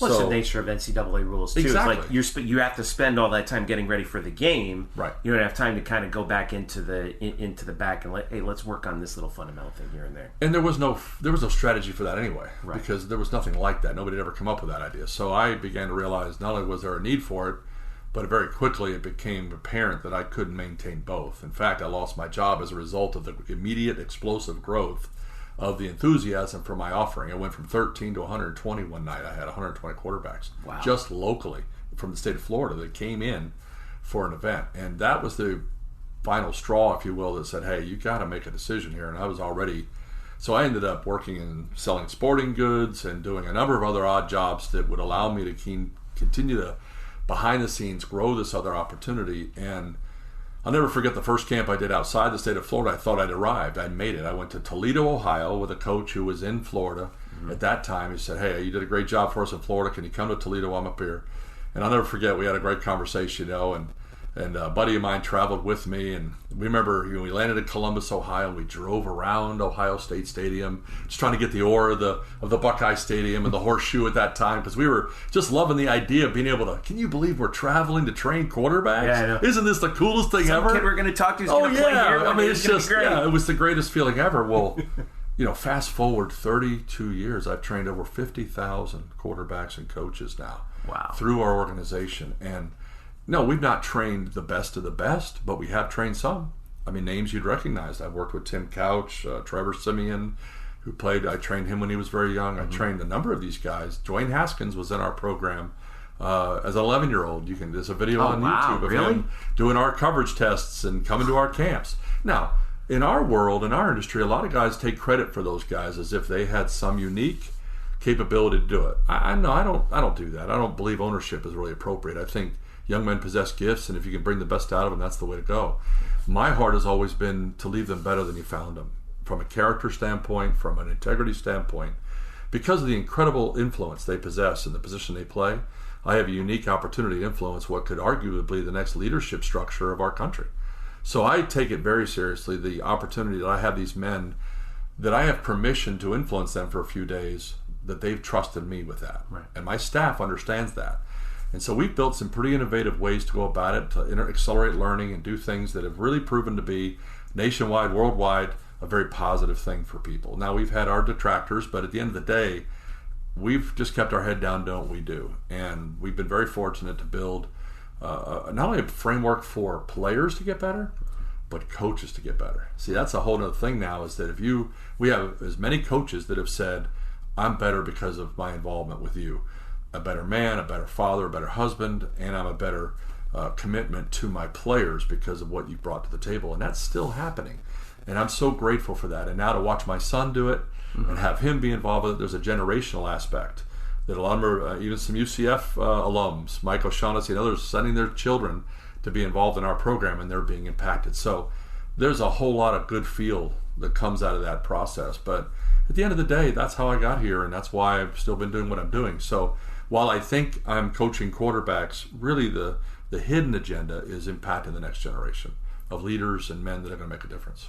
What is it about quarterbacking that you've observed in the last 20 years, basically since you played, about how the position has changed, not just from a scheme perspective with all the offenses that teams run now? We're seeing, the spread that's been moved over to the spread option. Now we're seeing a lot of RPOs and things like that, all those trendy scheme-wise things. But what is it about quarterbacking and being a quarterback that is different now than it was when you played? I think the evolution of quarterback play involves a couple of things. Number one, the importance of the quarterback has never stopped being the importance. I mean, if you don't have a quarterback, you have a hard time winning. Yeah. I think what's happened is that the preparation of the quarterback at a younger level has improved. So what you're seeing now is guys contributing right as they arrive at the league level, at the collegiate level. Look at Trevor Lawrence. I mean, he's a good example. Comes in as a true freshman. I was just thinking about that. He's in the national championship on the sideline, and the year before he was at home watching the very game that he's now playing in, and they win the national championship. I mean, 8 months before that, exactly. He was going to his prom. Exactly. Yeah. So that's what you're seeing, is this incredible resurgence, if you will, or preparation that's going on under the guise of quarterback development. I've kind of created a cottage industry, if you will, because since I'm out there doing what I'm doing, a lot of other guys said, well, if he can do it, I can do it better. And quite frankly, there are guys doing it better than me. I've never said I was the best. I simply wanted to make a difference and help. But we have run into a substantial number of regional guys who now are, it's a bit of a challenge now in the industry because they all think they've got the thing, or they own this guy, or they own that guy. But the benefit to the industry in that competition has created a better quarterback coming up to the next level. And the next level could just be high school, college, or the pros. So now NFL scouts are getting a better prepared on-arrival kid than what they had. The Baker Mayfields, the Jared Goffs, the Josh Rosens are much more prepared. The Trevor Lawrences coming into college, the Justin Fields. And these kids aren't willing to sit. You can see they're transferring, right? Yeah. So what's happening is they're being much more careful about where they go and about opportunities to play. Why? Because they can make immediate impact. and they don't feel like they need to sit and prepare because they feel like they're already ready. And they're right. They are ready. There's only so many places a kid can play. So they're having to shift and move and do what they got to do. And it's not a bad thing. It's the perception of loyalty is misunderstood because we live in a culture today where the NCAA has created a juggernaut in business on the backs of young men that aren't employed to do it. And so I don't blame them for seeking an opportunity for them to create chances for themselves. What's exciting is at our school, we've got a kid in Mackenzie Milton who went out and created a subculture in his own right of excitement around being undersized, being one of the typical, not atypical, successful guys, and did something very special and helped us achieve something that no one else has done, being undefeated. And so there's two stories going on. There's the high-level stuff where you have those guys, and then you have the other stories where guys like Mackenzie are getting a chance to play and make a difference in a program like what we've had. And that's equally as fun for me because I see both happening in my industry. I'm training kids that'll make an impact like Mackenzie that maybe will just get that shot to help a team grow. And then there's that once-in-a-decade kid like Trevor that comes through and nobody really made him better. He was already, God just reached down and said, "You will be awesome." And, there's guys trying to take credit for him, but the reality is he was already destined for greatness. He's our next Peyton Manning, if you will.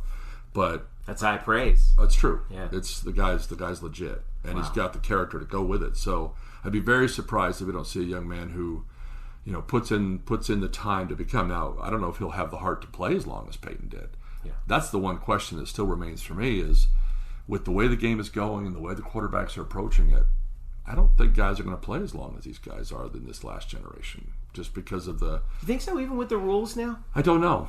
I just don't know. I think it's hard to say because the nature of the game is changing in terms of physicality, the way it's, leaving guys damaged, if you will. Yeah. I mean, and the way the mindset is I don't know. We'll see. But it's very exciting because we're getting a lot better quality football. The ball's being thrown better than it ever has been, and it's putting pressure on very athletic defenses. So the days of running just the option or watching football be boring is, other than the Super Bowl. Yeah.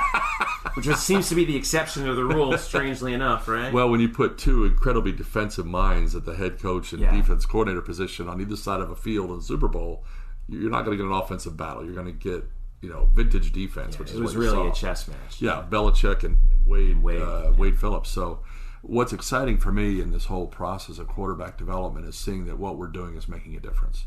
Even for the kids that aren't necessarily the Trevor Lawrences of the world, they're getting an opportunity to compete. And that's where most parents are at. They don't want us to guarantee a scholarship. Don't give me the guarantee that my kid's going to get that. Just give my kid a chance to compete. Prepare him. And in that mix, what we get to do is affect leadership, character. We get buy-in on levels that most kids who, typically aren't receiving input motivationally, we're able to make a big impact. So, got a couple more questions that I want to do, and kind of like lightning round, kind of funnish questions. Okay. So, all right, give me your UCF football Mount Rushmore. Give me 4 guys. I did this online. I did this online recently. All right, who did I say? I had Culpepper. Okay. I had. Oh man, this is going to be hard.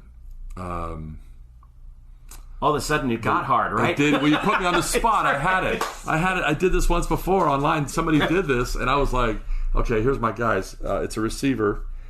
Brandon. Yes. Okay, Brandon Marshall. Yeah, he was one of them. Your fellow Lake Cal graduate. Yeah. It was a running back that we had for years there. Kevin. Yes. Yeah, Kevin Smith. Right. Thank you. And then.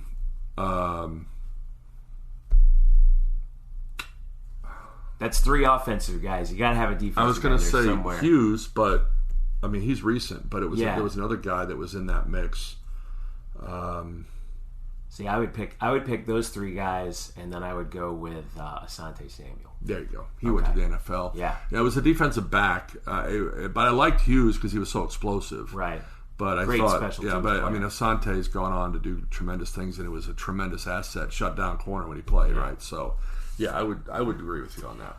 All right, I'm going to stick you in the laboratory, and I'm going to tell you to put together a Franken quarterback based on this guy's arm, this guy's legs, this guy's footwork, this guy's brain. Put together Darin Slack's perfect Franken QB. Great question. I take Aaron Rodgers' ability to adapt his mechanics to any situation. Okay. I'll take Tom Brady's passion, commitment, and desire that is unmatched. That chip he lives with on his shoulder where everybody tells him he can't. If everybody would just shut up, he would retire. Right. You know what I'm saying? So Just, I will take note that. to everybody, please stop reminding Tom Brady how old he is. That's right, that he can't play, because the more you do it, the more he's going to win. Yeah. And I would take a little bit of Patrick Mahomes' creativity. I mean, that guy's curving the ball. So I'd mix that in with Rodgers a little bit, and Brady. I would take Manning's intelligence, his capacity to read and recognize what's going on, and then just throw it right over the top with Favre's competitiveness. Okay. I mean, just over the top. It just ends it right there. I mean, people would say Baker Mayfield, but Baker hasn't done enough yet to say he's there. But he's got that same spirit of Brett Favre where he's going to make something happen wherever he goes. He's got that it. Right. It feels like. Exactly. There's that it. So, but as people would know, I would take that there. And then at the end of the day, the consistency of Drew Brees. Yeah. Just all day long, just delivering 4,500 to 5,000 yards a year and doing what he does. Who's the best quarterback you've ever seen? The greatest of all time? Greatest of all time. Tom Brady. Tom Brady. No question. He ended that for me in the 28-3 comeback. Yeah. I mean, I remember walking out of the second quarter and going, well, at least we get to go home early tonight. I actually said that to my wife. I said, it's too bad. Were you at the game? No. I was at a friend's house watching the game, and I'm like, well, at least we get to turn in early tonight. So by the time we got back, third quarter had just started, and I kept telling my wife, I said, if he pulls this off, he will have sealed the deal for me. Yeah. And now he goes and wins another one this year. And then last year, he threw for 500 yards against the Eagles defense and almost won it against a better Eagles team. So it isn't close. Joe Montana would have been my previous, but Joe, like many others, benefited from personnel around him. Yeah. I look at what Brady has around him. He's got a guy who won't be able to walk when he's 41 years old in Gronkowski. He's got a couple of wide receivers that literally live on grit, Hogan and Edelman. Mm-hmm. There isn't necessarily substantial explosiveness in either one of them, but he's got personnel that all seem to gel together in a way that works. And I don't know how they do it, because most people would say that the quarterbacks have succeeded because they had personnel around them. Jerry Rice, you had John Taylor, and all the running backs, Roger, and all the rest of them. And there's always a personnel issue. Brady continues to do it with what? Right. I mean, you keep pointing at things to say, well, he had this guy, he had that guy. Maybe the best offensive player he had was, Randy Moss for 2 seasons. After that, Corey Dillon maybe at the very beginning. Yeah, he's plug and play. He continues to find a way to get the ball. And you know what the secret of their success is their offensive line. Yeah. He got touched once in the Super Bowl, and I told everybody sitting around, I said, he won't get touched again. It's a pride thing with them. He hadn't been touched in 3 games in the playoffs, and the fact that he got hit once, you watch, he will not get touched again. And they're like, oh yeah. I'm like, no, they'll talk to each other, and they probably got a pool of whoever gives up a touch is going to get in trouble, Exactly. So I'm really impressed by their offensive line and their ability to sustain protection. What the difference was in them winning this year and last year, though, was their defense. Because their defensive backfield was horrible last year. Yeah. And the Eagles exploited it.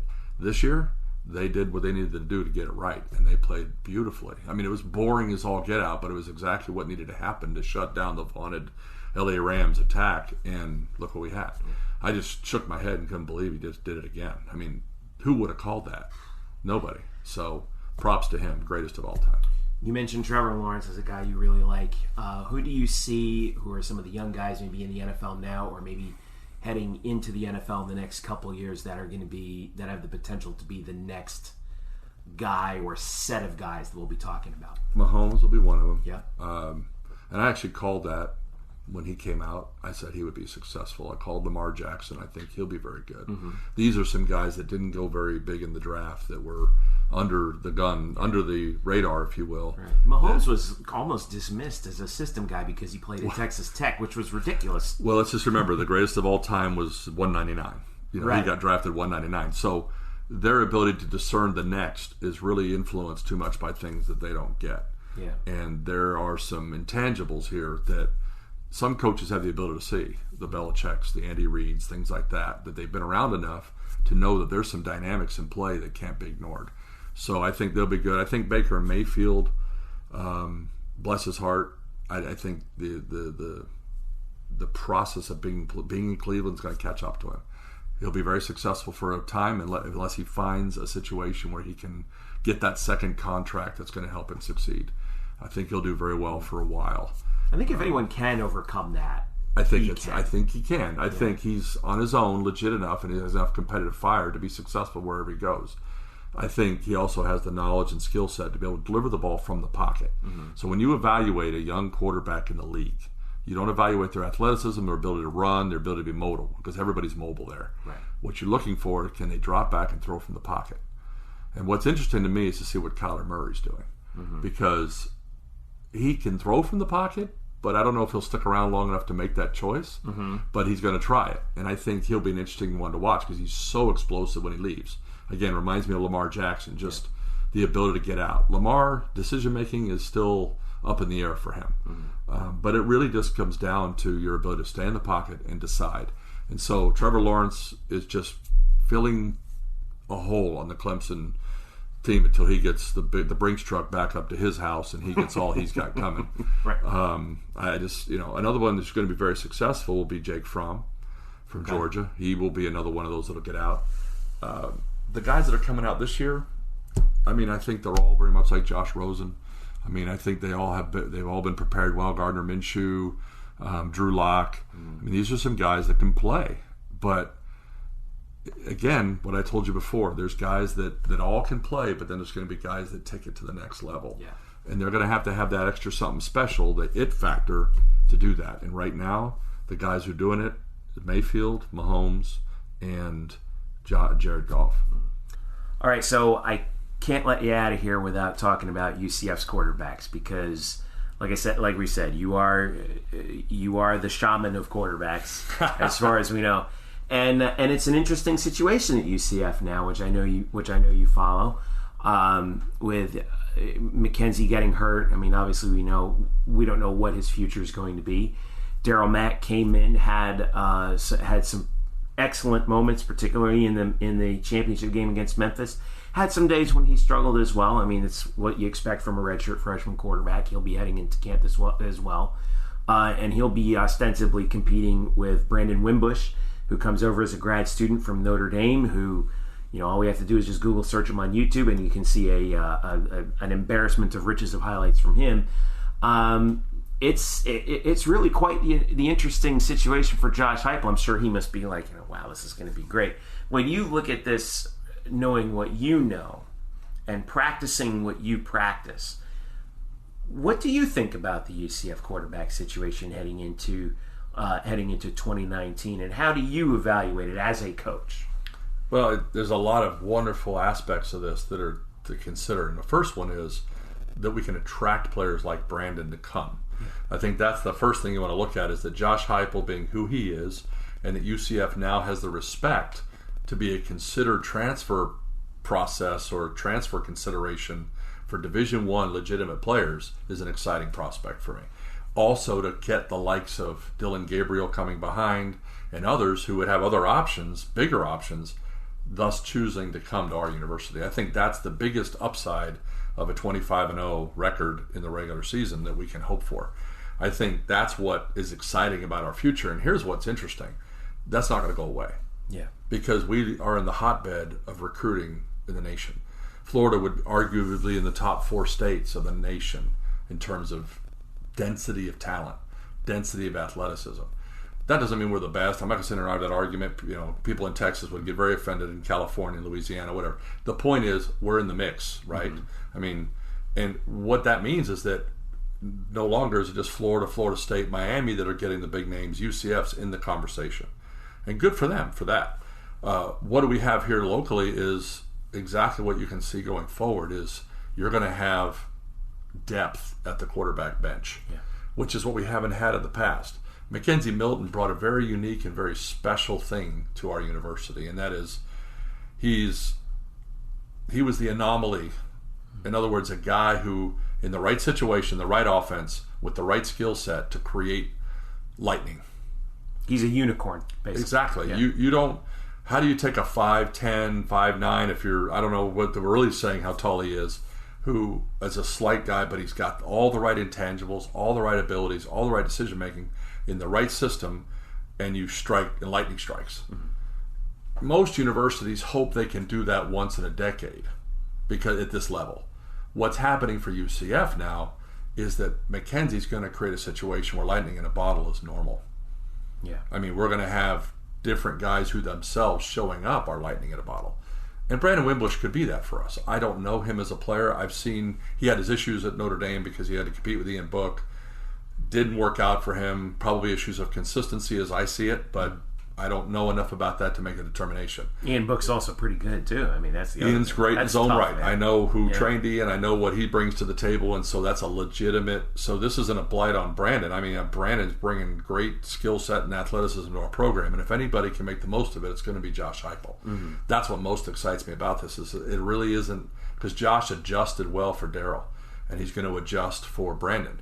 And then right behind that, you got Dylan coming in, who's going to create something of an interesting conversation as well. So rather than deciding who I think is going to start, I'd like to highlight the fact that UCF's on the map now as a legitimate consideration for guys at that level who want to find a place where they can make an impact. Josh is going to throw it all over the yard. He's going to build an infrastructure of athletes that want to run down the field and catch the ball. Mm-hmm. So signal callers at that level are going to want to come here. That just creates the normal problem you see at every Division I university. 4- and 5-star quarterbacks battling it out. And what happens? The whole program improves because the ball's being distributed properly and effectively. It's not a one-time-in-a-decade deal. And so that's what I'm excited about for the quarterback program. Who I think it'll be, you're not going to give me an answer to that because I'm going to get in trouble. But everybody has their opinions. What's going to happen? I think it's very healthy for UCF football to have this kind of interest and enthusiasm. And I'm sure Josh will make the right call, and I'm sure we'll see both guys next year a lot. I think both are going to probably end up having a chance to play. And I think what in the end we'll see is the guy who does the thing we need him to do is going to be the guy. But I don't think UCF suffers with either of them at the helm.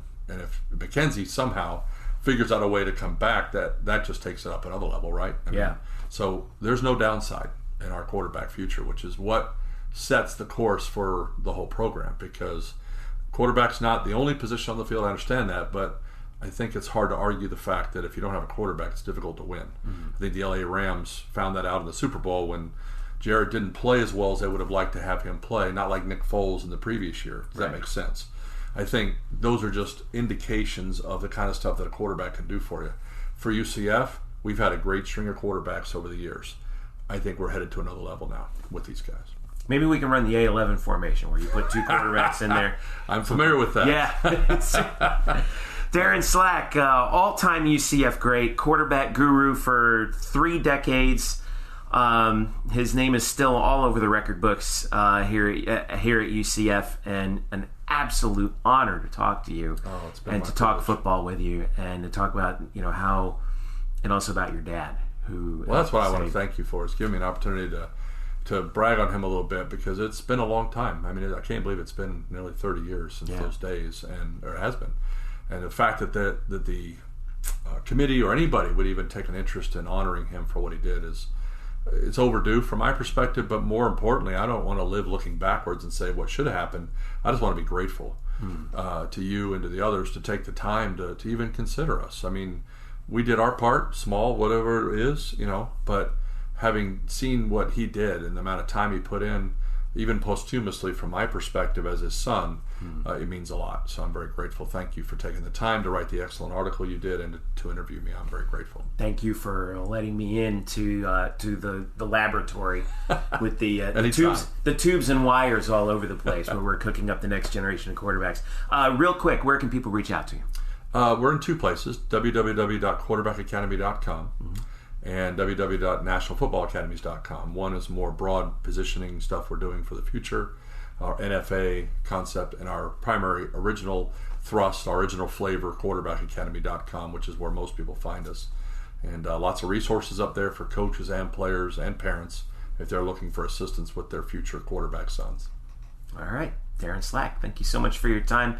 Best of luck. I know you're getting ready to hit the camp season really hard, so safe travels when you're out there. We'll talk again, all right? Thank you, sir.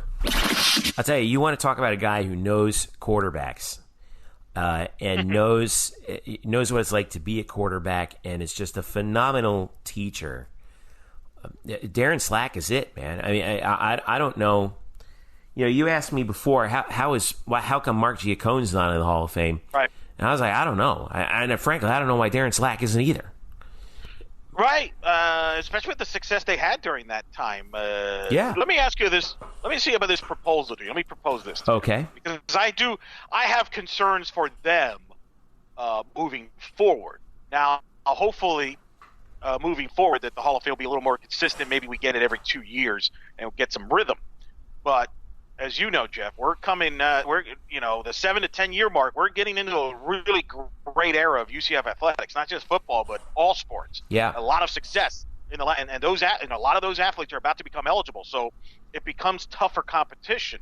Should we consider for the Hall of Fame maybe a category, an extra category? We talked about how we think it should not be limited to 5, and maybe we kind of do every year you get somebody in from the pre-Division I era in all sports. That's maybe you get somebody.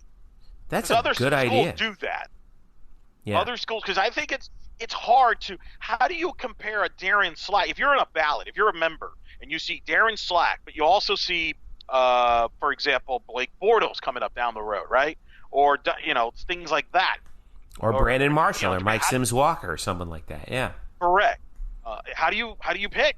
And you might say, well, pick them all. Well, that's not true. Because then you got guys like Jermaine Taylor in basketball and great baseball players coming up and track and field. That there's just a ton of competition that I wonder if maybe, as we go further forward, Jeff. If we go further forward, it's going to be tougher because that goes a lot longer. You could get lost a little bit, and I wonder if maybe if you set a specific category for someone that divided into the pre-Division I era and the Division I era. What's fascinating to me is in basketball, men's basketball, there is not a Hall of Famer right currently from the Division I era in basketball. It's the opposite problem they have there, which I think is going to change, but as we'll get into. But so I think that's the question: is that the best way to maybe protect and get these guys in? Because I do worry, Jeff, these guys are not going to get in because of the competition's only going to get harder here as we get it through the years move forward.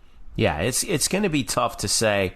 I think that the problem is I think that there's a couple of problems. I think the first problem is that we only do this every 2 years. Why? Why is this not? I want to do it every year. I want to do it every year. I think we should do it every year. I'm not against that, by the way. I'm not against that. The argument I was told a few years back, well, we're a young university in sports. We don't have enough candidates, which I disagree with. BS, of course you do. We just went through them all.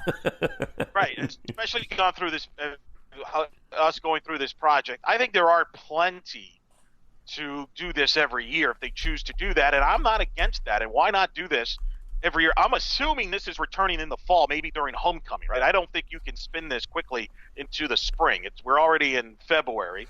Yeah. You're in the process of selecting your class. I think that's unfair to the people that get nominated to quickly have a quick turnaround in 2 months. Hey, drop everything you're doing and come over here.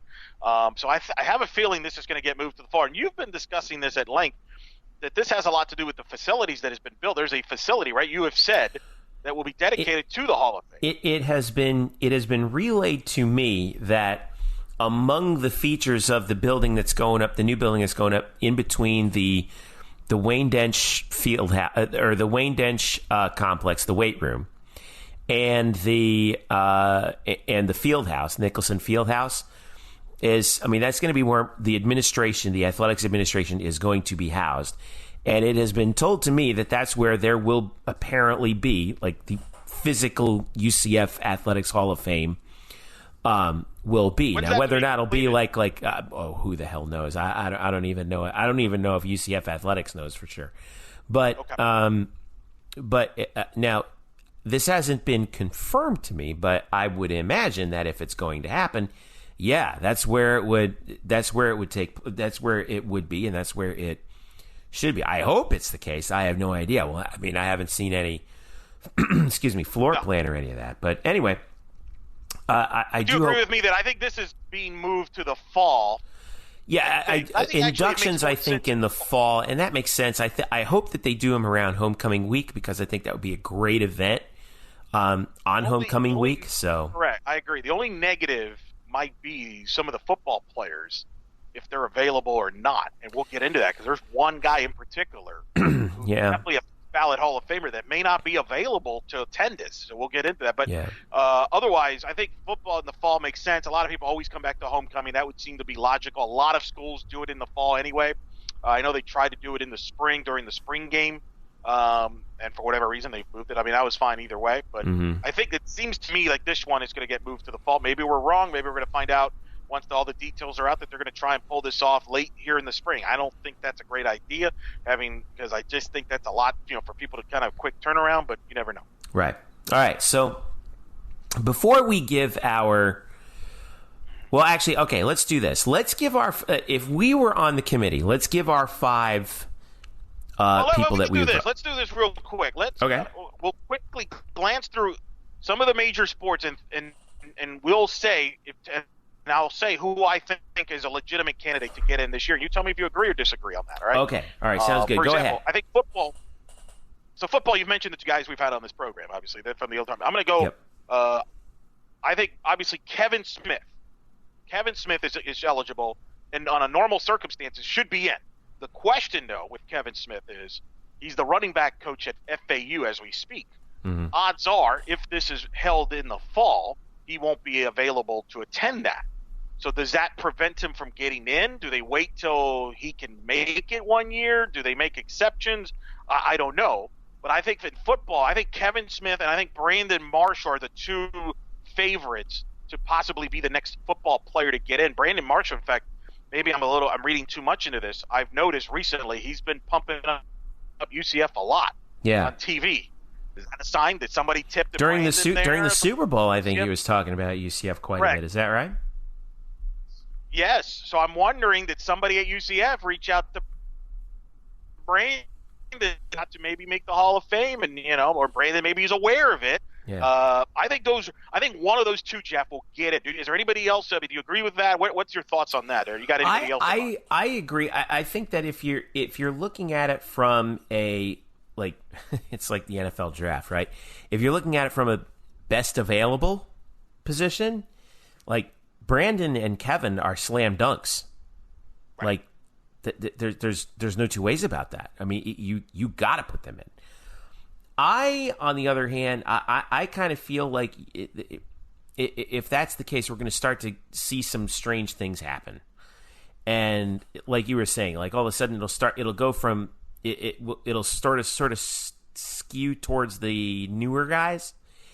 And I think that there are 3 guys I would really like to see get in the Hall of Fame from football from the old time. And obviously Mark Giacone is one of them. Darin Slack is another, and Darren Hinshaw as well.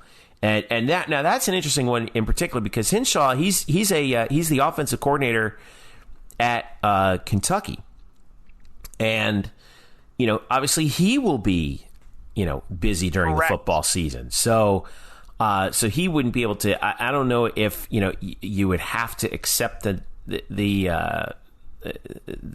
induction in person. I don't know what the rules are in that. I didn't see that in the rules. So I would hope that's not the case. They're going to have to adjust it. They're going to have to adjust it. If they move it to the fall, they're going to have to adjust it. Otherwise, you're going to have a hard time getting football players in. You know what I mean? So I think those are some of the candidates to look for in football. I think basketball, there's 2 names. Mm-hmm. Men's basketball. Jermaine Taylor, who is the best player, arguably in the history of the program, if not the entire program. Certainly some might say Bo Clark, but it's him at division. He's going to get in. Division 1 level all-time leading scorer. Correct. Dexter Lyons is a guy that's been floated there. I think he's another option there, Jeff, and I think he's an perfect example of what you brought up. If we had the Hall of Fame 2 years ago, I think Dexter Lyons gets in. But because we're doing it this year, and he's potentially going up against going up against Jermaine Taylor, among others, he may not get it. But I would think those are the 2 names that jump out, and one of them I think will be the first ever UCF basketball player to get into the Hall of Fame from the Division I era. Yeah, I would. I love Dex. He played when I was a student, when we were students. I loved everything that he that he did. I just think that you've got to get Jermaine Taylor in. I mean, if that's the case, he's got to get in there. Women's basketball is a little different. It's a long shot, I think. It's a long shot, I think, this year. I think probably the best opportunity this year might be either Francine Houston, who played from 04 to 07, or Celeste Hudson, who played just before Francine. I think she finished up in 2006. Those two might be the best opportunities to do it. You could possibly have Allie Roberts in there, who graduated in 05. I'm probably missing a couple people, but I think it would be difficult with women's basketball. Soccer, you threw out some really interesting names that we put out there. I think that we may very well get somebody from women's soccer, and in particular, I think Alini Reyes probably has the best shot, don't you? Well, yeah, I think Reyes would be the front runner. Just a couple of years ago, going back to our whole thing about the Olympics participation, so she's got a leg up. I think some other names to keep in mind of note. I think, by the way, for women's soccer, believe this or not, Jeff, they haven't had a women's soccer Hall of Famer since 2008. Kelly Kochever made it. Kind of surprising. So they've been a bit of a drought. I think Tisha Jewell maybe eventually gets in, but I don't think she gets in this class. She was an All-American in 2011. Courtney Whitten is a great player, but I don't think she gets in. Becca Thomas is another one to consider. 09 All-American midfielder of the year. I think she's under consideration, but I agree. Reyes has the best resume of the group. She stands out. Playing on the Brazilian national team, was an All-American at 08. Obviously, the great run to the Elite Eight with UCF in 2011. If someone's going to get in women's soccer right now, I would make her the favorite, whether it's this year or maybe a couple of years from now. That remains to be seen. Mm-hmm. But I think you're right. That would be the front runner on the women's side for women's soccer. And then men's soccer is kind of, I think they're a little bit of a long shot, although certainly Sean Johnson, this is where it gets controversial, right? Sean Johnson played 2 years at UCF. Right. Had a nice run, but then declared early, went pro, has had a good career in the MLS, is currently with the U.S. men's national team, has been part of 2 Gold Cups. I think he's hoping that maybe by the next World Cup, he could be a part of that for the United States, assuming they qualify. But we don't even know if if he graduated. He may not have graduated, so he might not even be eligible. Yeah, I'm not 100% sure on that. I actually actually don't know. Yeah, so you may have to wait till a Warren Crabell, who played from 2010 to 2011, was an All-American in 2010. Men's soccer is tricky because guys declare early and play internationally early, so that's going to be a tricky one. I don't see anybody from men's soccer making it in this class. I think the best shot for soccer as a whole will be women's soccer, and I think Reyes is certainly the favorite there. Yeah. By the way, I wanted to throw in one other women's soccer name as well that probably gets overlooked a little bit. Jennifer Montgomery, who played, still holds the record. She played in the early 2000s. Really great player at that time. And Becca Eshelman too, I think, also should probably get some consideration for UCF women's soccer. But you're right about men's soccer. It is tricky because guys do leave early. I remember Sean was here. He was spectacular.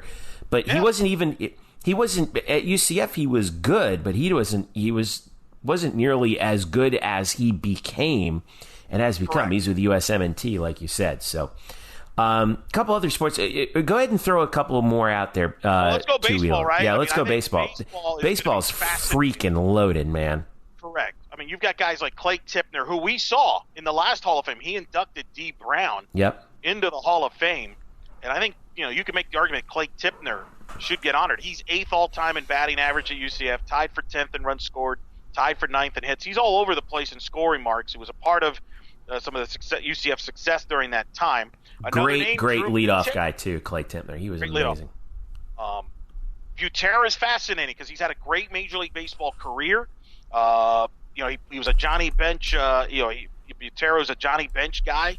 Finalist in 2005. He was drafted in the 5th round in 2005. He's obviously won a World Series with the Royals.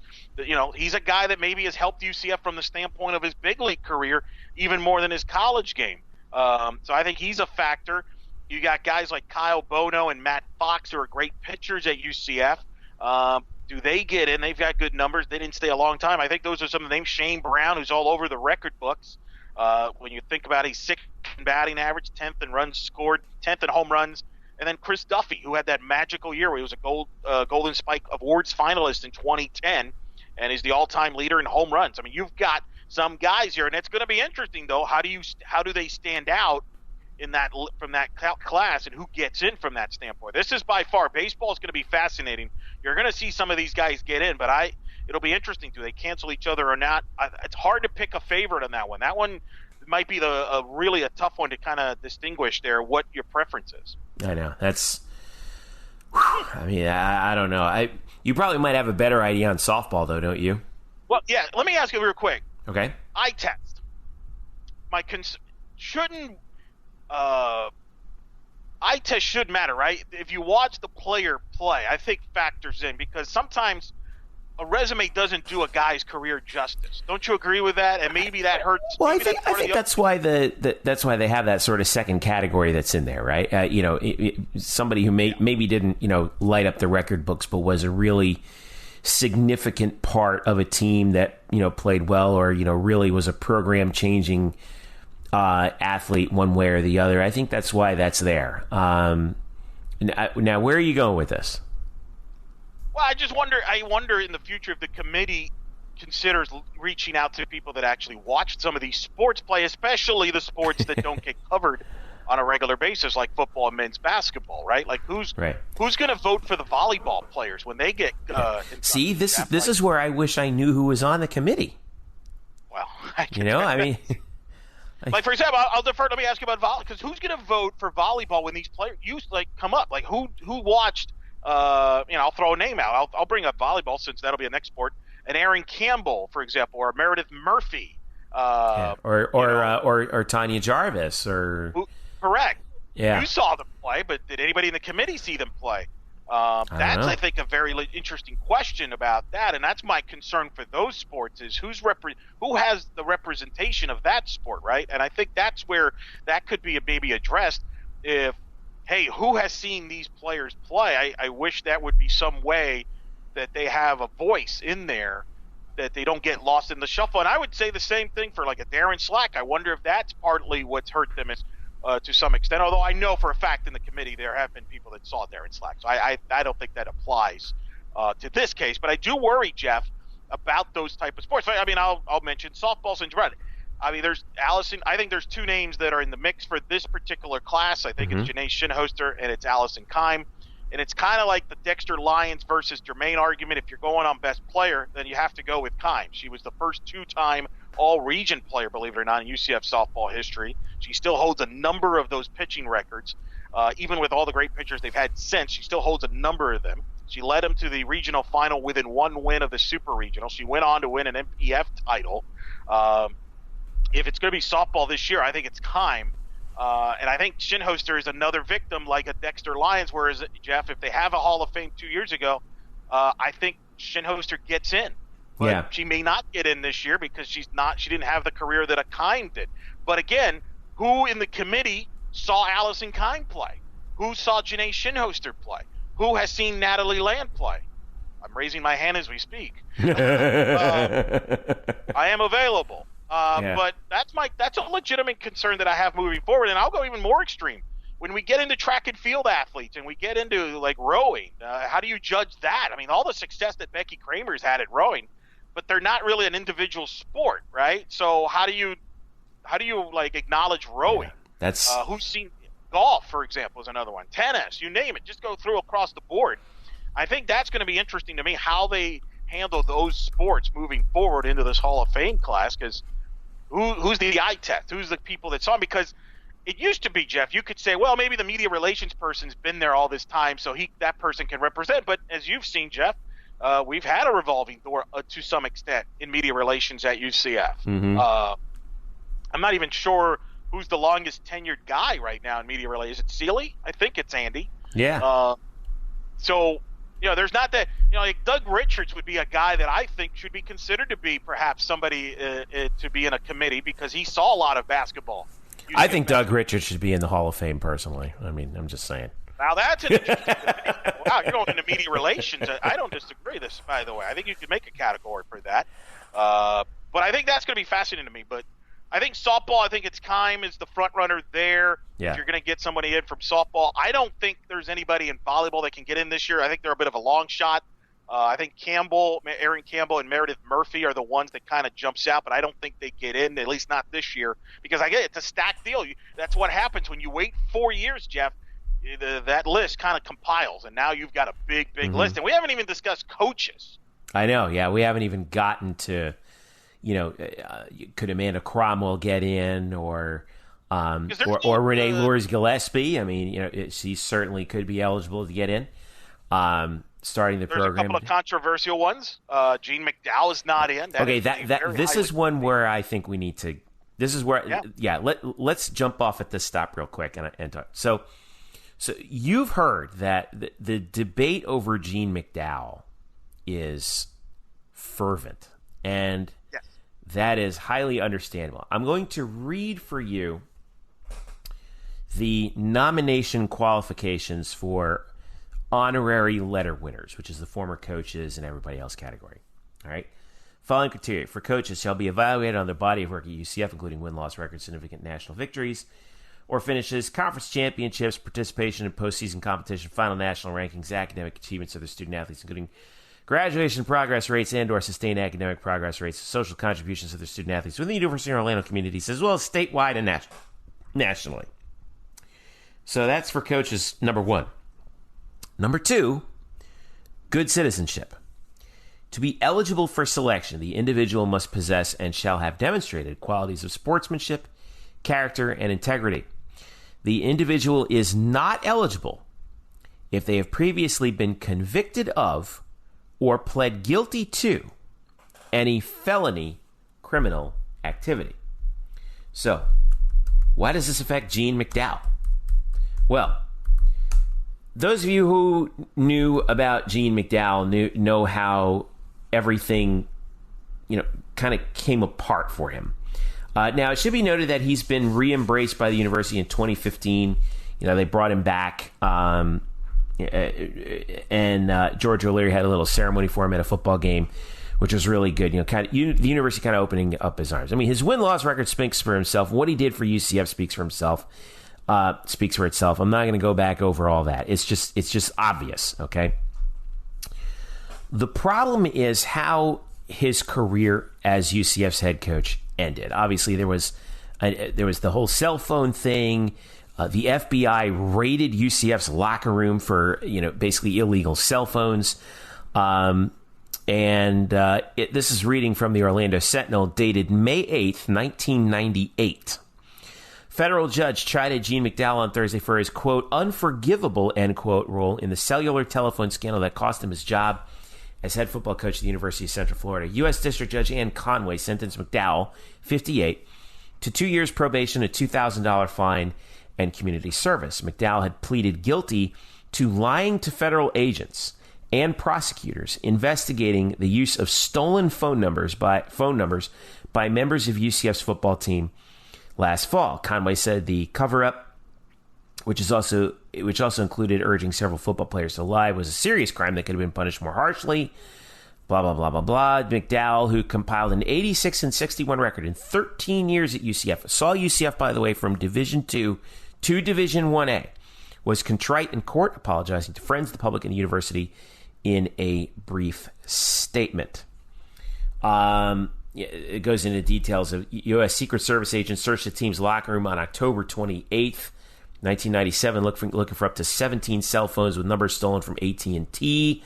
The numbers let players make free calls. Agents found 4 phones, but arrested one former UCF player who had worked as an AT&T technician.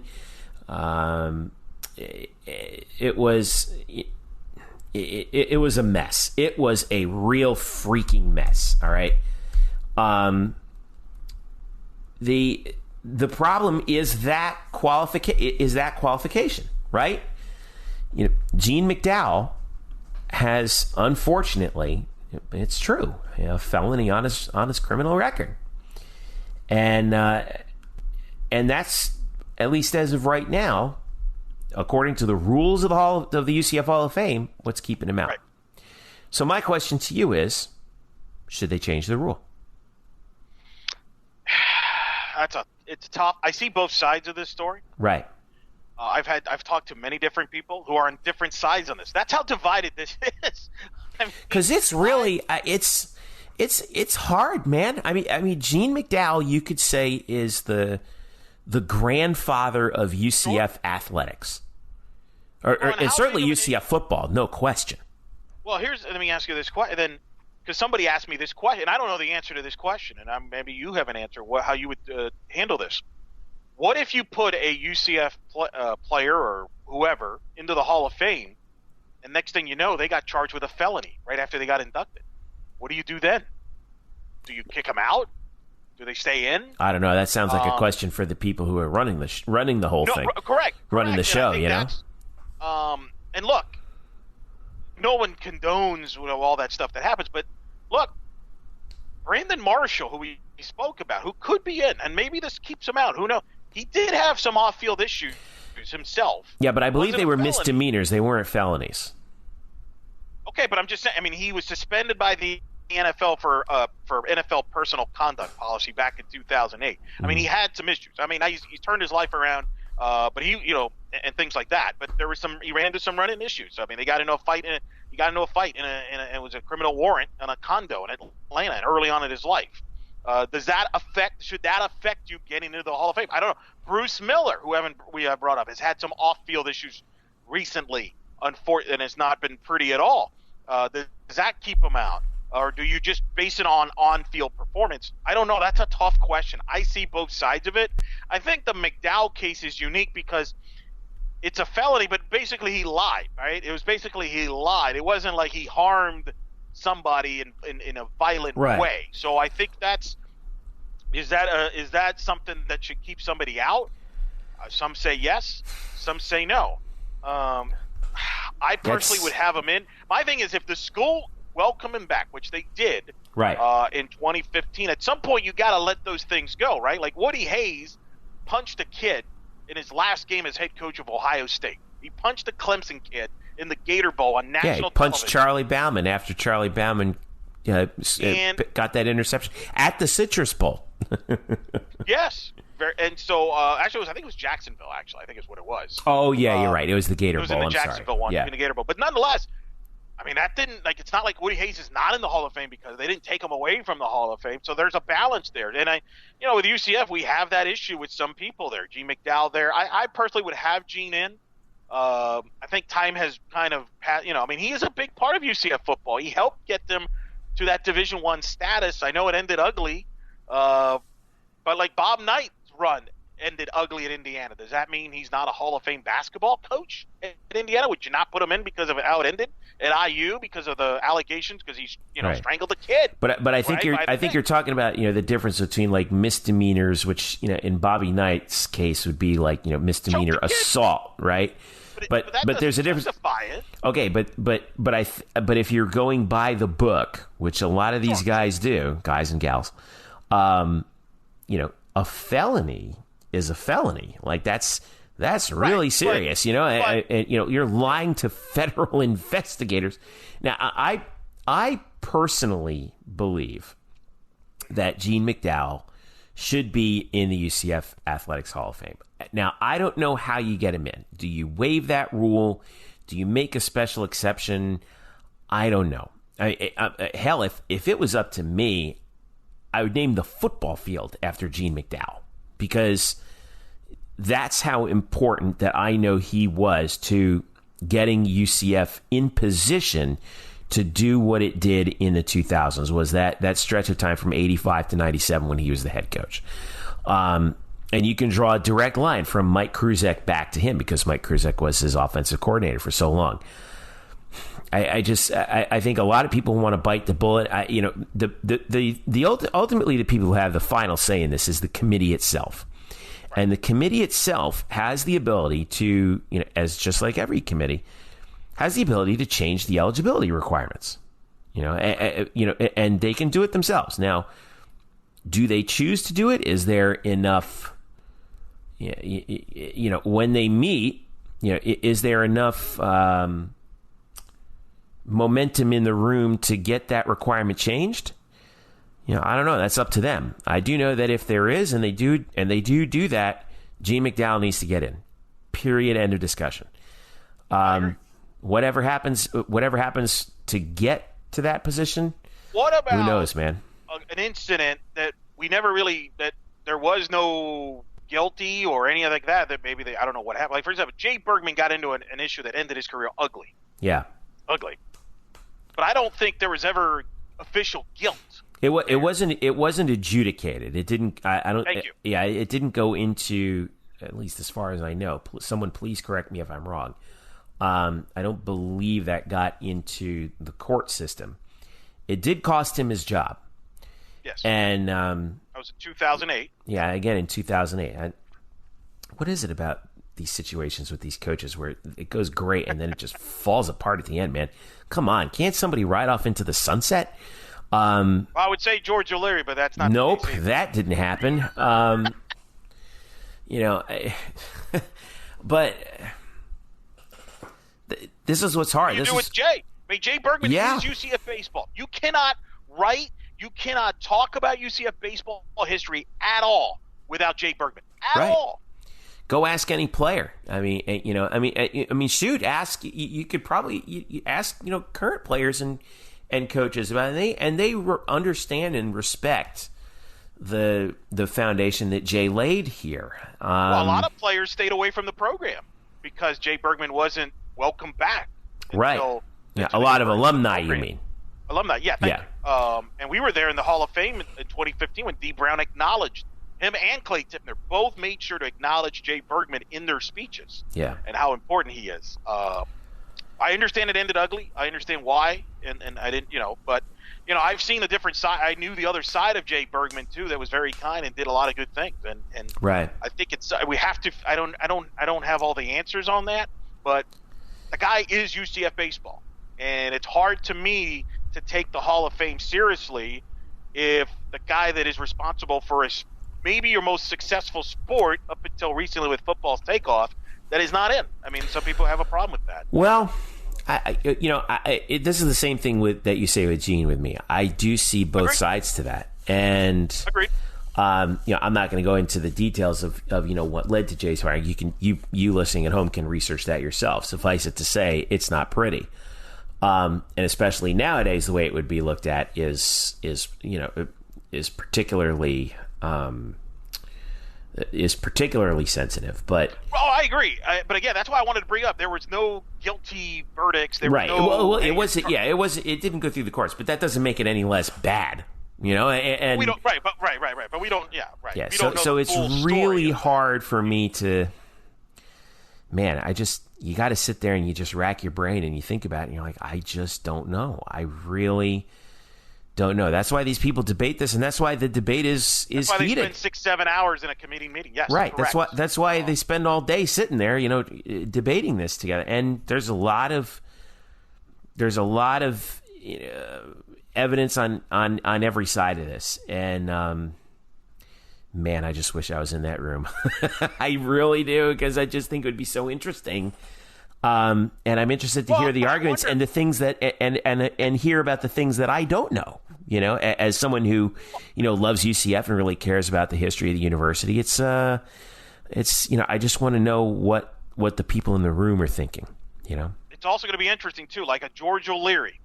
Does he get in or does he not get in part because of a Gene? Some people are like, wait a minute, if Gene's not in, I don't want George in yet. Or does George get in, and how's that going to sit with other people? I don't know. That's going to be very fascinating because I think George is definitely in play for this Hall of Fame class. Yeah, so because there is no waiting period for coaches. Right? So. Are you surprised? That's weird, isn't it? Like the coaching. No, I don't think that's weird. I mean, it's obvious if you've done your service to UCF that you should. Right. Be... Like I think like I think Amanda Cromwell should be in, but her career's not done right now. So I think you have to wait till her career's done, don't you? I mean, no, her UCF career is done. It's it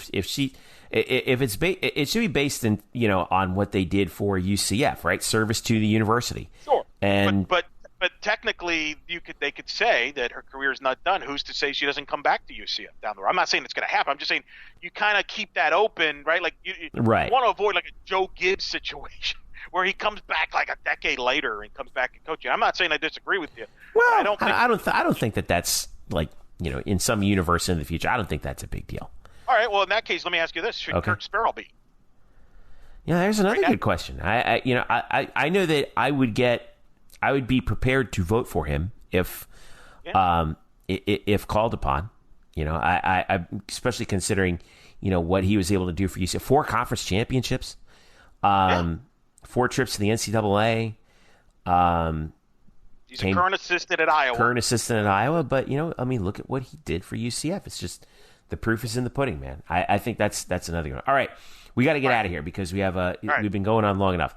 We're almost as long as the meeting is going to be. So, so all right, I want you to give me your 5, and then I'll give you. This is my choice, 5. correct? All right, yeah, your choices. All right, if you have got your 5 choices on your ballot, who are you putting in? I'm putting in Kevin Smith. Okay. He's eligible, arguably the best football player ever in the history of this program, if not 2 or 3. It's a very short list. I think he should be in. I would put him in. I think Jermaine Taylor should be in. Mm-hmm. He's the greatest basketball player in the history of this program. I don't have a problem if he's the first Division I player to be inducted to Hall of Fame. I think that would be great. So I would put him in. I would put Allison Keim in. I think she's arguably the best softball player ever, 2-way player. I think she would be my 3rd choice in that class. I think now I actually do think I will put George O'Leary in. I think George is going to get in.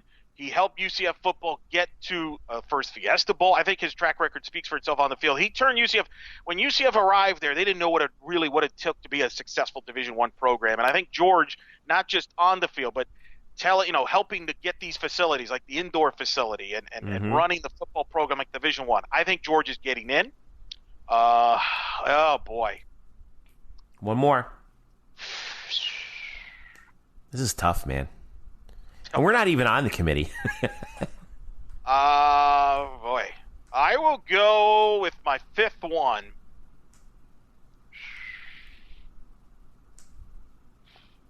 See, I'm not going to vote for McDowell because they're not going to. Right. Let's assume that Gene is not eligible. Nope. And I don't think Bergman's getting in because of how that ended. So I'm going to go.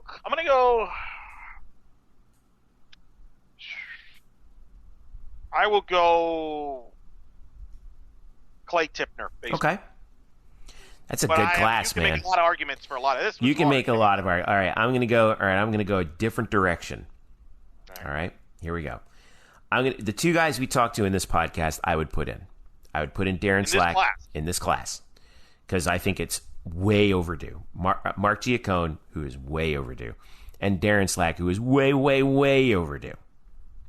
All right. So I got my 2 football guys. I would put in Alina Reyes. I thought about her for the 5th choice. I'm okay with that. I put in Alina Reyes.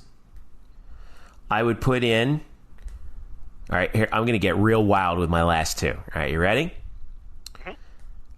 Phil Dalhouser. Oh boy, I hate this. Yeah, hey. Olympics, now this would go right? Now, is this on the category of a non-player? No, is that under what category does he go under? He would be under a where is it? Legendary night. Former student athlete shall have achieved one of the more of the following: participated in the Olympic Games, good academic standing, good citizenship, through the waiting period. Yeah, I would put it based on that. I would have Phil Dalhouser in there. Even though UCF never had men's volleyball, Phil Dalhouser's a UCF alum. Okay, Phil. All right. He attended university. He attended the university. I'm pretty sure he graduated from UCF. Anyway, and then I got a good one for you here. Renee Lors-Gillespie. I don't see them putting her in this quickly. I don't either, but the length of her service to UCF, almost 2 decades. The fact that she's the only UCF coach, and probably will be the only UCF coach, to have won conference championships in 3 different leagues. Oh, yeah. Started the program, and got it to where it is. I would say, yeah, that she's Hall of Fame worthy. I don't think that's the argument. I'm not saying. Well, yeah, I'm not saying that. There's no debate about whether or not she is. I would just put her in because so there you go. You would put her in right now. Right now, you would just over Kirk Sparrow, for example.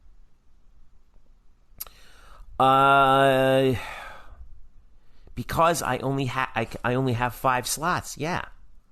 Okay. I only have 5 slots. See, now you're making. Oh God, I hate this. Don't you? It is great. That's why there should not be a limit on 5. We just proved there should be more. It should not be a limit. There should be more. Yeah. Here's what we need to do. We need more than 5, and we need it every year. Amen. Sign off on that. Okay. Now that's what I would vote for. I would vote for a change in the rules. We need more than a limit of 5, and we need to have this every year because we're getting to that point now. All right. Eric Lopez, thanks once again as we wrap this thing up. It's a blast. This is really good, man. I hope we do this again. And listen, I doubt highly that the people who are on the Hall of Fame committee are even listening to this. But if you are, we're always willing to help out. Yes. And you know where to find us. We will write a recap on how you did. So yes, we will grade. We will grade. We will grade the class. There's no question about it. After all, we need the content. Anyway, Elo, what you got coming up, man? Just waiting to see what they decide to do in that direction with the Hall of Fame, and we'll try. Certainly as soon as we probably won't know who's inducted for another handful of maybe a couple of weeks. Right. But we'll try to get them on the podcast. We'll get some reactions to that. We'll certainly react. I'm also got some TV numbers coming out with the UCF upcoming with UCF Memphis basketball and women's basketball TV numbers and all those goodies all coming up on the Banneret. Right. And we got a lot of stuff coming up. We'll also have our regular podcast this week, recapping the war on I-4 in basketball. Lots going on. And I want to say a special thank you once again as we finish out to Darin Slack and Mark Giacone, who gave of their time to me to do these interviews for this, which is just so great to talk to them. They're both fantastic. I don't think Mark is on Twitter, unfortunately. I know Darin is. Make sure you follow him at Darin Slack. They're both to me. They're both legends, and they should be in the Hall of Fame. I hope they get in this time around, and if not, I hope they get in very soon thereafter because they both deserve it for that recognition. And I want to thank them for their kindness and their insight and just providing some great stories and some great memories. It's really fantastic. So glad I got to meet and talk to the two of them. All right. For Eric Lopez, I'm Jeff Sharon. Thank you so much for listening. This has been a special UCF Athletics Hall of Fame edition of the Black and Gold Banneret Podcast. Make sure you follow us at blackandgoldbanneret.com, UCF_Banneret on Twitter, and Facebook.com/Black and Gold Banneret. Download our other podcast this week, like we said. And we will catch you for that one along with Brian Murphy. For Eric, I'm Jeff. Thanks for listening. Enjoy. We'll be recapping the Hall of Fame next week.